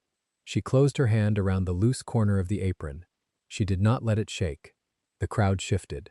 A path had opened down the center of the ballroom, almost without anyone seeming to step aside, and through it she could see the great double doors and the corridor beyond, and she understood that the Earl had not come tonight to embarrass her. He had come to end her. The thought, repeated, did not bring her comfort. It brought clarity. She let her shoulders drop 1/4 of an inch. She lifted her chin 1/4 of an inch. If this was to be the manner of her ending, she would not give Augusta Pembroke the satisfaction of a bent neck. Across the ballroom, near a curtained alcove, an elderly gentleman with thin gray side whiskers and round spectacles on a black cord lifted his eyes from the brown leather case at his elbow. Mr. Henry Graves had been a solicitor for 21 years. He had attended 17 executions of will, 3 duels, and 1 quiet, devastating annulment. He understood the choreography of a room about to turn. He glanced, briefly, at Lady Margaret. She did not turn her head. She tapped, once, the closed sticks of her dark feathered fan against the palm of her glove. It was the smallest of signals. Mr. Graves bent his head a fraction and laid one hand on the brass clasp of the leather case, and waited. "My lord." Augusta's voice had grown tighter, a little higher. "If it would please you to step into the supper room, the matter of the girl is beneath your notice. My husband shall see her removed." "Where is Mr. Pembroke?" Julian asked, mildly. The question landed like a small stone in still water. Reginald Pembroke was, in fact, half hidden behind a pillar near the orchestra, a glass of claret already at his lips, his red face redder still, his eyes fixed upon the toes of his short black boots. He had heard his daughter strike a girl in public. He had heard his wife speak of Newgate. He had not moved. He had been still, in this same fashion, for 31 years of marriage. "My husband is unwell," Augusta said quickly. "The heat, the candles. He begs to be excused." "Bring him forward, madam." It was not a request. 2 gentlemen near the pillar took Reginald gently by either elbow, as one might steady an old horse, and brought him into the open space. He blinked at the chandelier. He blinked at the Earl. He attempted a bow. The bow was not a success. My lord," he managed. "An honor." "Mr. Pembroke," Julian said, "do you concur with your wife? Is this girl a thief, an orphan of no name, taken in from a country parish?" Reginald's eyes slid sideways to Augusta. Augusta's eyes were already on him. Very pale, very wide. He had been a banker once. He had ruined other men with the same expression on his wife's face. "Just so, my lord," he muttered. "Just so. Took her in. From a parish. Near Hartwell." A small, dry sound escaped Lady Margaret Whitmore. It might have been a cough. It was not a cough. "Near Hartwell," Julian repeated. "Just so, my lord. How interesting." The Earl's gloved fingers tightened, very slightly, upon the silver knob of his cane. "And the name of the parish?" Reginald opened his mouth. He closed it. He looked at his wife. Saint Albans," Augusta said, with the brittle assurance of a woman naming a village she had once driven past on the way to Bath. "A small living, quite poor," Julian agreed. "Yet your maid speaks French to the housekeeper, reads books not meant for her, writes at the morning-room desk. A remarkable charity school, madam, that turns out such daughters." Augusta's mouth thinned. She had begun, at last, to feel the floor move beneath her satin slippers. She did not know which way it tilted. She knew only that it tilted. "My lord," she said, in the smooth voice she reserved for her last cards. "Perhaps the girl is impertinent because she has been treated too kindly. I assure you we shall remedy that within the hour. Now if your lordship will be so good as to permit my daughter the honor of opening the supper." "Mrs. Pembroke." Julian turned, at last, the full weight of his attention upon her. "I am about to ask the girl a question. You will not speak again until I have my answer." The plume in Augusta's turban shivered. He looked back at Eleanor. The pale candlelight caught his eyes and turned them, for a single instant, less like ice and more like a winter morning sky. "Will you tell me your name?" he said, "before this company?" Eleanor's lips parted. The slap was still on her cheek. The medallion was still cold at her breast. Around her, 50 fans had paused, and the orchestra, on some signal from Lady Sefton, had let its strings fall silent altogether. The harpist's hand hovered above the wires. Even the candle flames seemed to lean a little closer, as if to hear. She thought of her father, who had died of a bad heart and a worse betrayal 3 months after the bailiffs came. She thought of the writing desk in the morning room, and the lines of poetry she had written there in secret, and the quill Augusta had snapped in two and thrown into the grate. She thought of Hatchard's in autumn, the smell of new paper and damp wool, and the tall stranger who had taken down a volume of Wordsworth from a shelf too high for her and said, very quietly, "I believe this is yours, madam." She did not know what answer he wished her to give. She did not know whether she was permitted to give the true one. She knew only that he had asked, here, in front of all London, and that to lie now would be to lose herself in a way that no slap could ever match. She drew a small breath. My name. My lord. Caroline's voice split the silence. The mask in her hand trembled, and a feather fell from it onto the marble. She had stood, for 2 whole minutes, watching the center of the room shift away from her, toward a maid in gray wool, and she could no longer bear it. My lord, I beg you, do not waste your courtesy upon her. She will tell you any tale she pleases. She has read novels, she invents. Last winter she informed the cook that her mother had been a lady of quality. A lady of quality, my lord, can you imagine? And the kitchen laughed for a week. She is harmless in her madness, but you must not be deceived by it. Pray, my lord, look at me. I have danced this opening for you. I have worn this gown for you. Augusta has spoken to the Archbishop himself. Caroline. It was the first time he had said her name. He did not say it gently. He said it as one might say the name of a small dog one is about to send from the room. You struck her. My lord, you struck her in public, before 50 witnesses, before me. Caroline's painted lips trembled. It was correction. She is a servant. Augusta says many things. Julian's gaze did not move from her face. Tell me, Miss Pembroke, if she is, as you say, a thief and a liar of no name, why did you not summon a footman to remove her? Why did you not call for Mrs. Pembroke? Why did your own hand, in white silk, rise of itself and strike? Caroline opened her mouth. No sound came out. I shall answer for you, he said, because earlier this evening, by the column near the punch, I declined to dance with you, and you decided that the small humiliation of a no must be paid for by someone weaker than yourself. You looked about the room for a creature you could break, and you found her, and you struck her, and you called it discipline. A noise went through the crowd. It was not a gasp. It was something more dangerous. A low, slow shifting, as of a pinion, changing its weight from one foot to the other. Augusta's fingers closed around her daughter's wrist. My lord, she said, with the last of her composure, you mistake girlish high spirits for malice. My Caroline is the kindest creature alive. She gives alms every Sunday. She visits the orphans at, Madam, you will be silent or you will be removed. 2 footmen at the great doors took, very quietly, 1 step into the room. Augusta was silent. Julian turned back to Eleanor. The hard line of his mouth softened, by perhaps the breadth of a hair. To anyone who did not know him, it would have been nothing. To Eleanor, who had read him for 4 winters across the counter of Hatchard's, it was the lifting of a roof.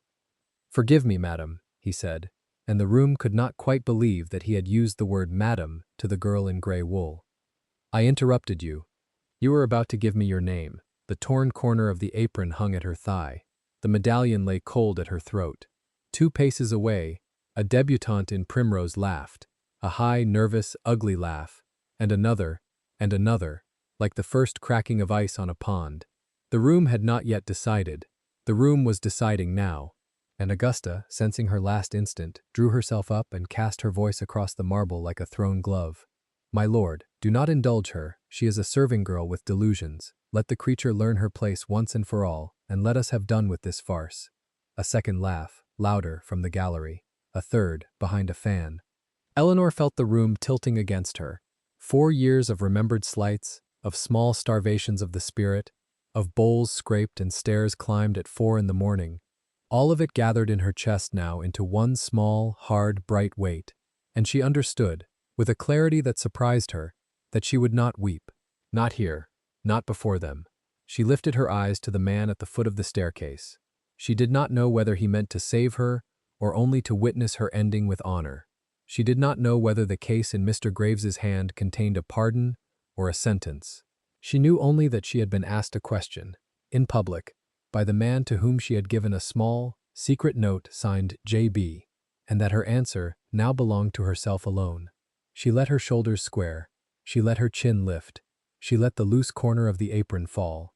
My name, she began, and Augusta's voice cut across her, shrill, near to breaking. She will say Hartwell, my lord. She will say Hartwell. She has been saying it for years. It is her delusion. The maid believes herself a viscount's daughter. You see, my lord, you see. The poor creature is mad. The word Hartwell struck the marble and rang. And somewhere on the gallery above, a glass slipped from a gloved hand and shattered with a sound like a small bell. Lady Margaret Whitmore lifted her fan, at last, and held it open before her face. And over its dark feathers her gray eyes were bright with a satisfaction nearly a quarter-century in the making. Julian Blackwood did not turn his head. He did not change his expression.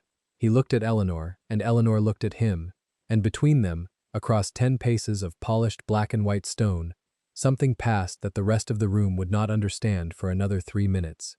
"Hartwell," he repeated softly. Only Eleanor heard it.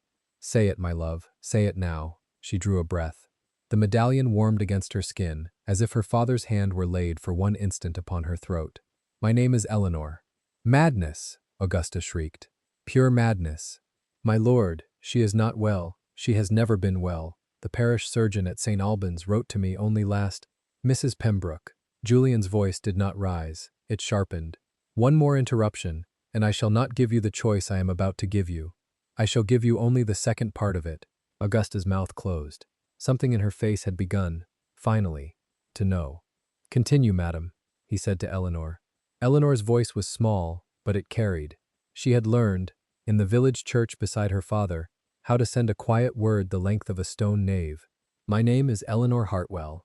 The harpist forgot to breathe. "My father was George Hartwell, Viscount Hartwell of Hartwell Park in Hertfordshire. He died in November of the year 14, of a fever brought on, the physicians told me, by ruin and grief. Our house was sold. Our name was struck from the lists. I was 17 years old, and I had no living relation to whom I might apply." She did not look at Augusta. She did not need to. "Mrs. Pembroke took me into her household as a charity, on the condition that I should answer to Eleanor Hart and forget the rest. She has been pleased, these 4 years, to remind me daily of the kindness." A long, terrible silence. Then, from somewhere near the orchestra, a single gentleman said, very clearly, "Good God!" The dam broke. Whispers ran along the gilt-edged walls like fire along a fuse. 2 countesses leaned together, one dropped her fan. On the gallery above, an elderly admiral, who had served beside George Hartwell in the year 10, set his glass down upon the rail, with a hand that had begun to shake. Caroline's white-gloved fingers rose to her throat.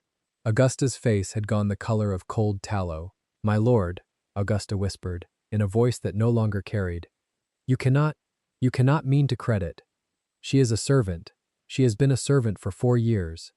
The House of Lords itself decreed her father bankrupt and disgraced. The title was extinguished. There is no Viscount Hartwell. There is—" She stopped. She had heard, at last, the small, dry, deliberate sound of Mr. Henry Graves stepping forward from his alcove with a brown leather case in his hands. Julian Blackwood did not turn to look at the solicitor. He held Eleanor's gaze across the marble. "Mrs. Pembroke," he said, "I had intended, when I came down these stairs, to offer you a choice. I shall still offer it, but before I do, you will understand what you are choosing between. Mr. Graves." Mr. Graves bowed. The brass clasp of the case glinted. He did not yet open it. "My lord," Augusta breathed. "Be silent, madam." The fans had stopped. The candles burned without a flicker. Eleanor felt the cold marble through the thin soles of her boots, and the torn corner of the apron against her thigh, and the silver weight of her father's medallion at her throat, and she understood, in a way she had not understood 5 minutes before, that she was no longer alone in the center of the room. The Earl of Ashbourne lifted his gloved hand from the silver knob of his cane, and he held it out to her, palm up, across 10 paces of black and white stone, in front of all London. The ballroom did not breathe. Eleanor looked at the hand. She looked at the man. She did not yet move.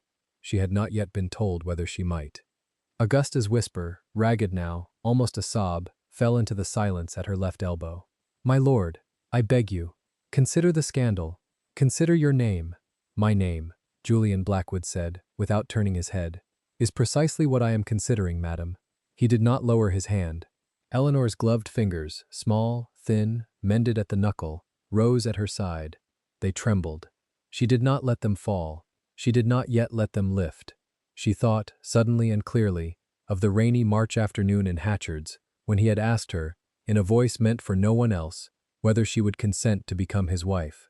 She had said yes beside a shelf of bound Wordsworth. with rain running down the window and the smell of damp wool in the air. She had said yes in a borrowed gray cloak, with no jewel upon her finger but the silver medallion beneath her collar. She had said yes, believing that the world would never know. The world now knew. She drew one last quiet breath, and her hand began, at last, to lift toward his.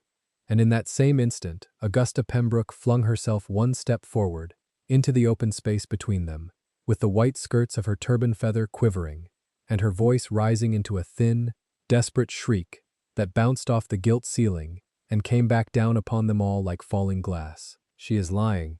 She is lying, my lord. She is lying. The documents do not exist. The title is extinguished. The House of Lords. Mr. Henry Graves, very quietly, lifted the brown leather case in both hands and broke the red wax seal across its clasp with the small, dry, final sound of a door closing on a life that was about to end. The brown leather case opened with the small, dry crack of a wafer breaking. Inside, the documents lay in 3 neat fans, each one fastened by a ribbon of a different color. Mr. Henry Graves did not lift them yet. He simply tilted the case so that the candlelight from the great chandelier could fall upon the topmost page, and 1,000 watching faces saw the falcon and the oak of the Hartwell arms pressed into red wax. A murmur ran along the ballroom like a wind moving through summer wheat. It did not break, it only moved.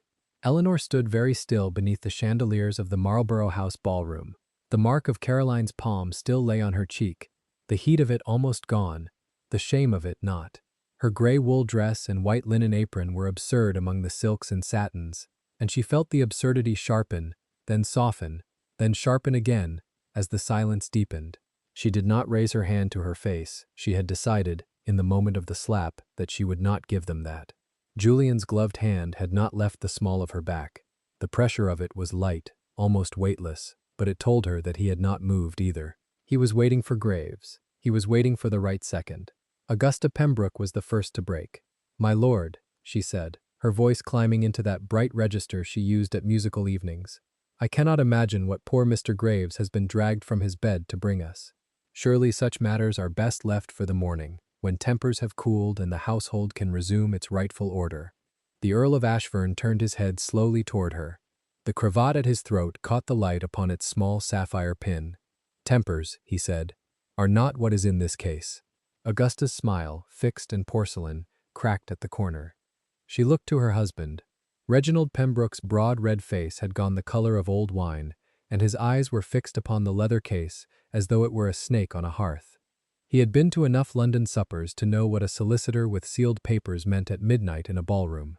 He had simply never expected the papers to be aimed at his own roof. Caroline stood 3 paces from Eleanor still, her pink silk skirts a little crushed where she had snatched them up to deliver the blow. The pearls on her bodice rose and fell quickly. Her white feathered mask hung from her wrist by its ribbon, forgotten. "I have struck a thief," Caroline said, more loudly than she had meant to. "If she is anything else, let her say so herself." Eleanor lifted her chin. The candlelight ran along the line of her jaw. She did not speak. "She will not say so," Julian said quietly, "because it is not for her to say. The slander was uttered against her in this room. It will be answered in this room. By me." He did not raise his voice. The Earl of Ashbourne had never needed to raise his voice. The silence around him simply widened until each word of his fell into the center of the floor, as a coin falls into a well. He turned to the assembly. The diadem of the Dowager Duchess of Marlborough caught at the upper end of the ballroom as Lady Margaret Whitmore took one small, deliberate step forward, and the crowd noted it. The deepest old name in the room had placed itself, visibly, behind whatever was about to be said. "My lords, my ladies, your graces." Julian's voice carried without effort. "You came tonight, many of you, on the rumor that I would announce my choice. The rumor was true. You came on a second rumor, that the choice was Miss Caroline Pembroke. That rumor was a lie." A gasp moved across the ballroom in a single shimmer, like wind upon water. Augusta made a small, strangled sound. Her ostrich plume trembled. "For 4 years," Julian said, "I have worked in the quiet rooms of Westminster, of Lincoln's Inn, of the Lords, of 2 archbishops and 3 banking houses, to undo a wrong done in the year 1814. In that year a man named Edmund Hartwell, Viscount Hartwell, a man who had served his country and never spoken an unkind word of any neighbor, was destroyed by forged paper and false witness. The paper has since been examined. The witness has since recanted. The matter has been laid before His Majesty's government. He paused. He looked at Graves. Graves lifted the topmost document at last and held it open at arm's length, and one row of guests near the front leaned forward and read what it said, and a low sound, half astonishment and half something older, ran from them outward through the rest. By Act of Parliament, Julian continued, passed in the last sitting and confirmed by His Majesty's hand under the Privy Seal, the title, the estates, the rents, the manors, and the movable property of the late Viscount Hartwell are this day restored. They are restored to his sole surviving issue, to his daughter. He turned to Eleanor. The whole ballroom turned with him. Lady Eleanor Hartwell, Julian said, and the name fell from him, as though he had said it to himself 1,000 times in private, and was at last permitted to say it aloud. Mistress of Hartwell Park, of Bowfield, of the house in Brook Street, and the woman, with her own free consent, given to me on the 4th of March of this year, who is to be my wife. He drew the smallest object from inside his coat. It was a folded paper, sealed with 2 seals, the cross and mitre of the Archbishop of Canterbury, and the falcon of Ashfern. He opened it just enough that the seals were visible to the front of the crowd. By special license, he said, granted to me by His Grace the Archbishop, we are to be married on the 1st day of next month, at St. George's, Hanover Square. Lady Margaret Whitmore, Dowager Duchess of Marlborough, will give the bride. Lady Margaret bowed her head once, slowly, in confirmation. The rubies on her throat caught 100 fires. Augusta's leg failed her. She caught at her husband's sleeve and stayed upright by an act of will. Her mouth opened and shut and opened again, and produced no sound that resembled language. Caroline did not understand at first. She had been told, since girlhood, that she was beautiful, that she was rich enough, that her mother's instinct in the marriage market was unerring. She had been told, on the carriage ride to the Marlborough ball, that the Earl of Ashfern would speak before the supper hour.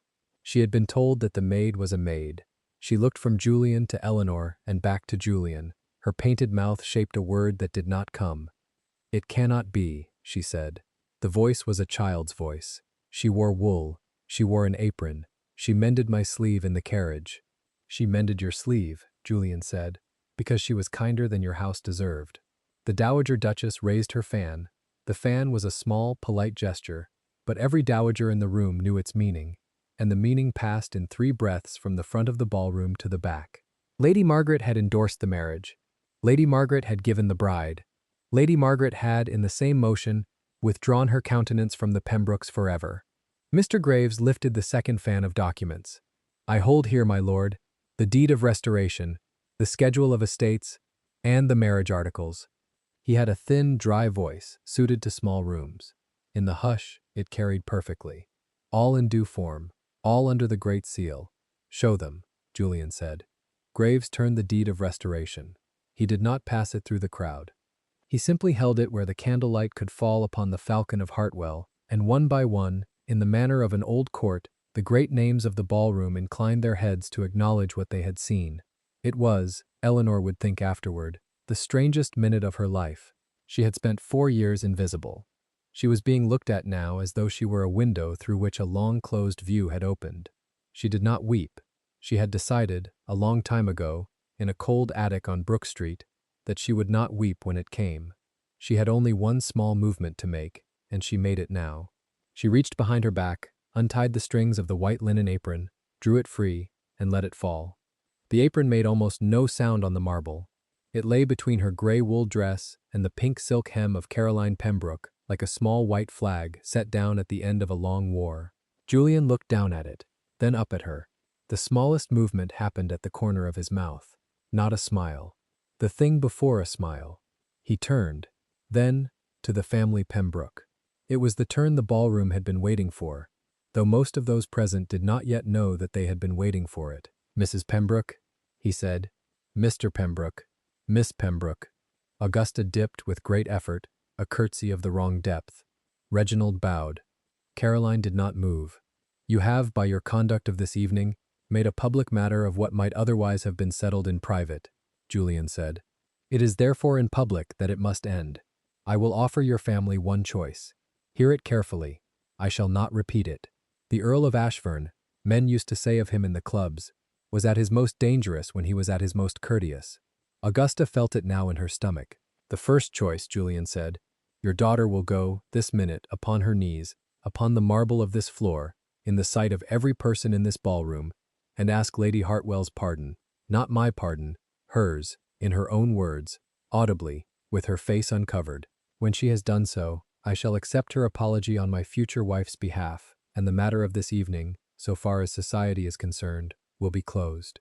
Your family will retire from London. You will not be received in this house, in mine, in Hartwell Park, in Marlborough's box at the Opera, or in any house of the 24 that follow our lead.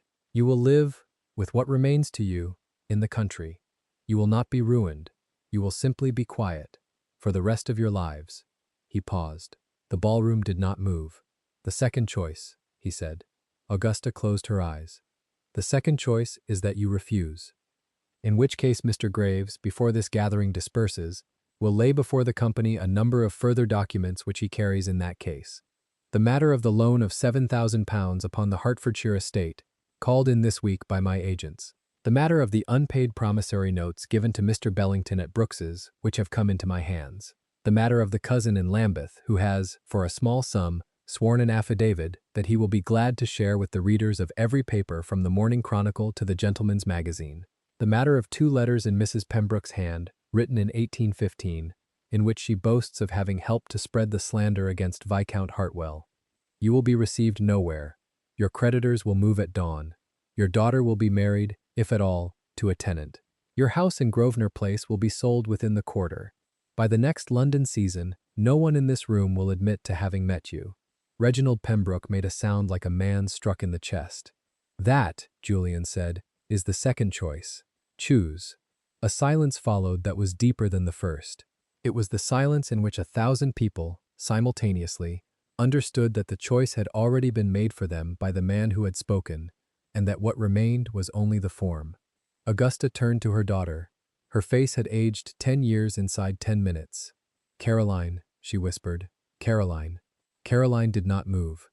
Caroline, Augusta hissed. Down. Caroline's gaze went to Eleanor. There was, for a moment, something almost like recognition in it, as though some small old voice in her, the voice of the girl she had been at 7, before the carriages and the modistes and the seasons, had said quietly that she had always known. Then the small old voice was gone. There was only the dread. She sank. The pink silk gave a soft, expensive sound as her knees met the marble.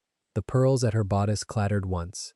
Her white feathered mask, still hanging from her wrist, dragged on the floor.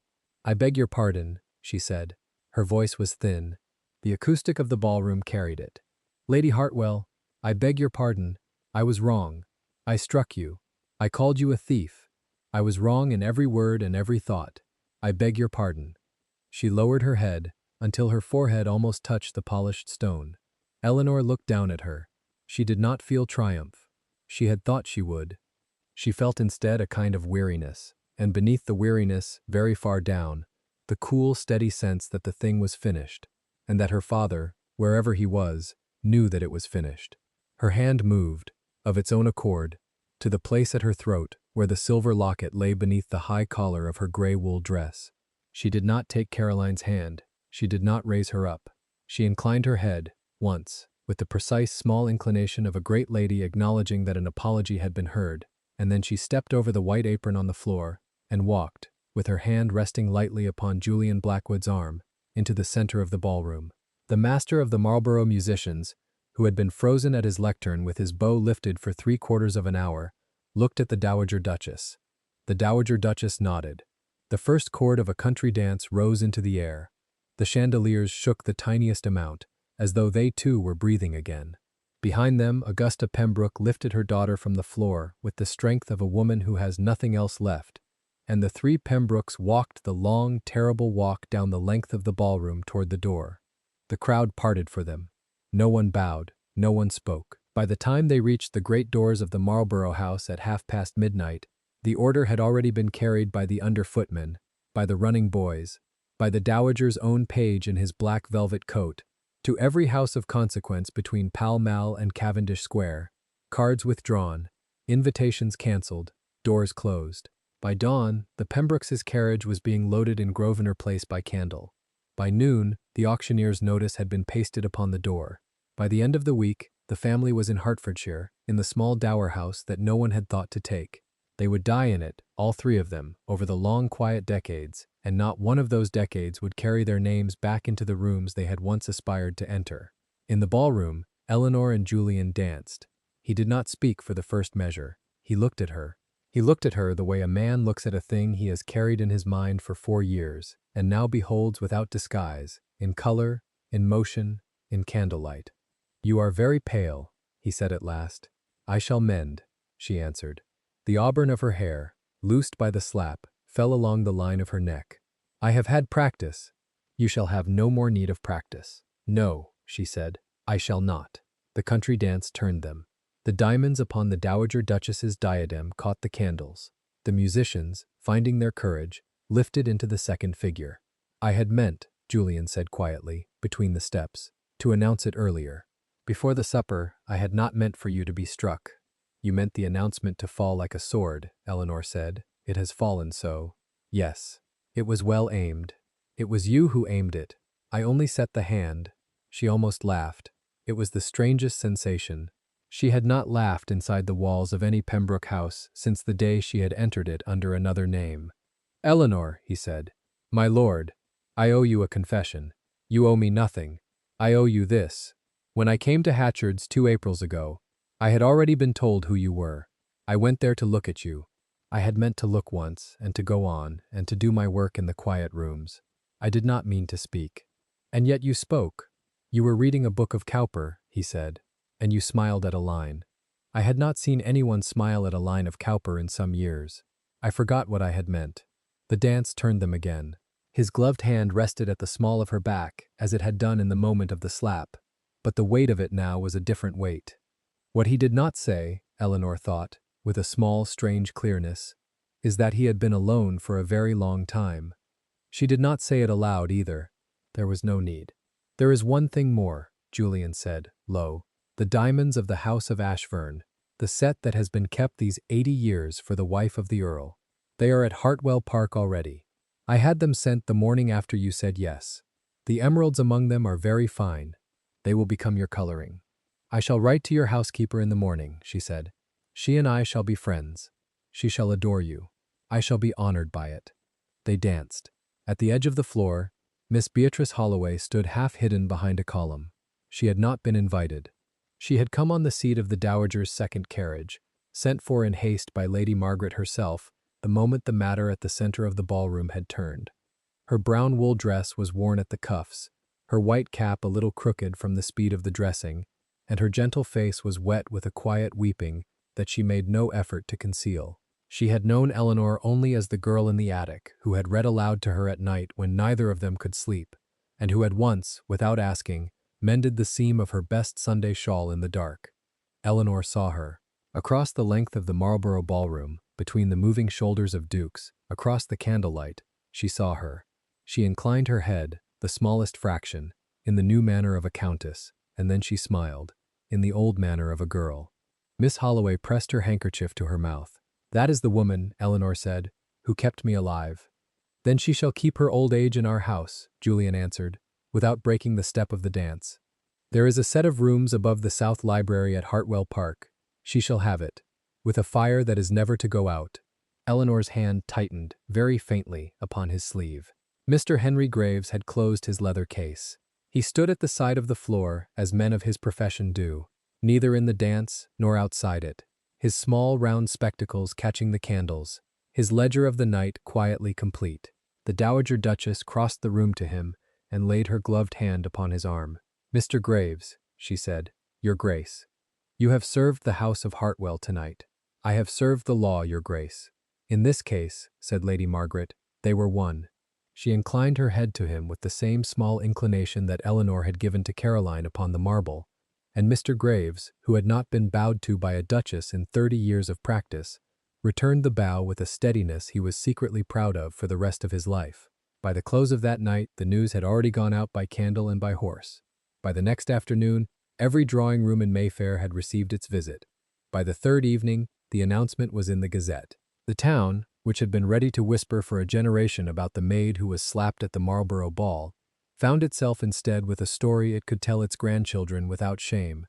How the Earl of Ashfern had taken in his arms, before all of London, the daughter of a wronged viscount, and how the wrong had been undone in the same hour. The first day of next month came. St. George's, Hanover Square, was filled with the carriages of every house that mattered, and several that had not mattered for some years and were grateful to be there at all.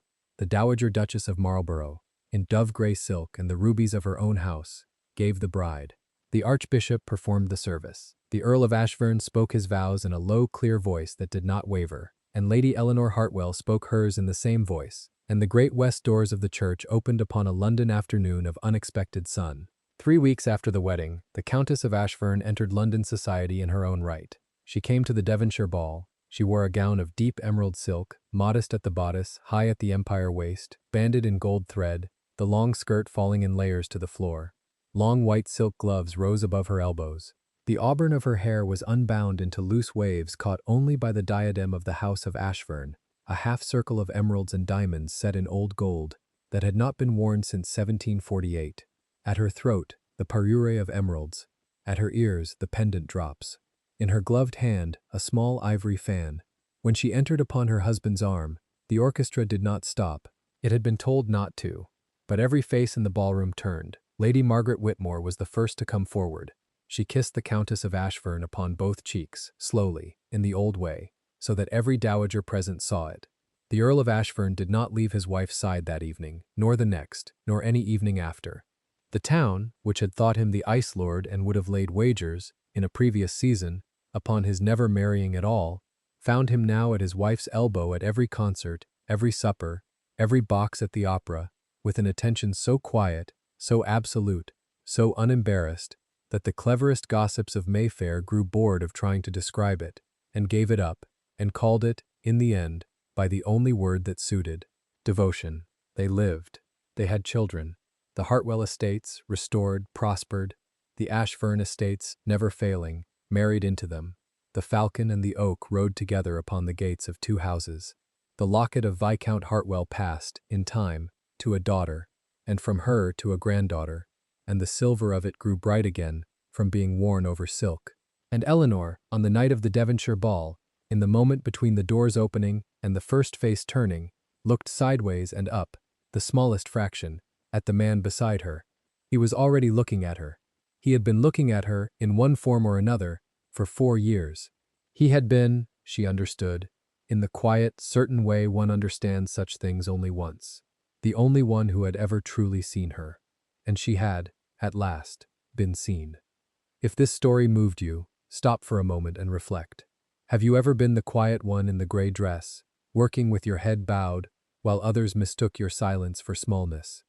Is there a medallion in your life, some small hidden truth about who you really are, that the world has not yet been allowed to see? And if a man like the Earl of Ashfern crossed a ballroom in silence to stand beside you, would you be ready to lift your head and let the candles see your face? Tell us your experiences and feelings in the comments. We read them all.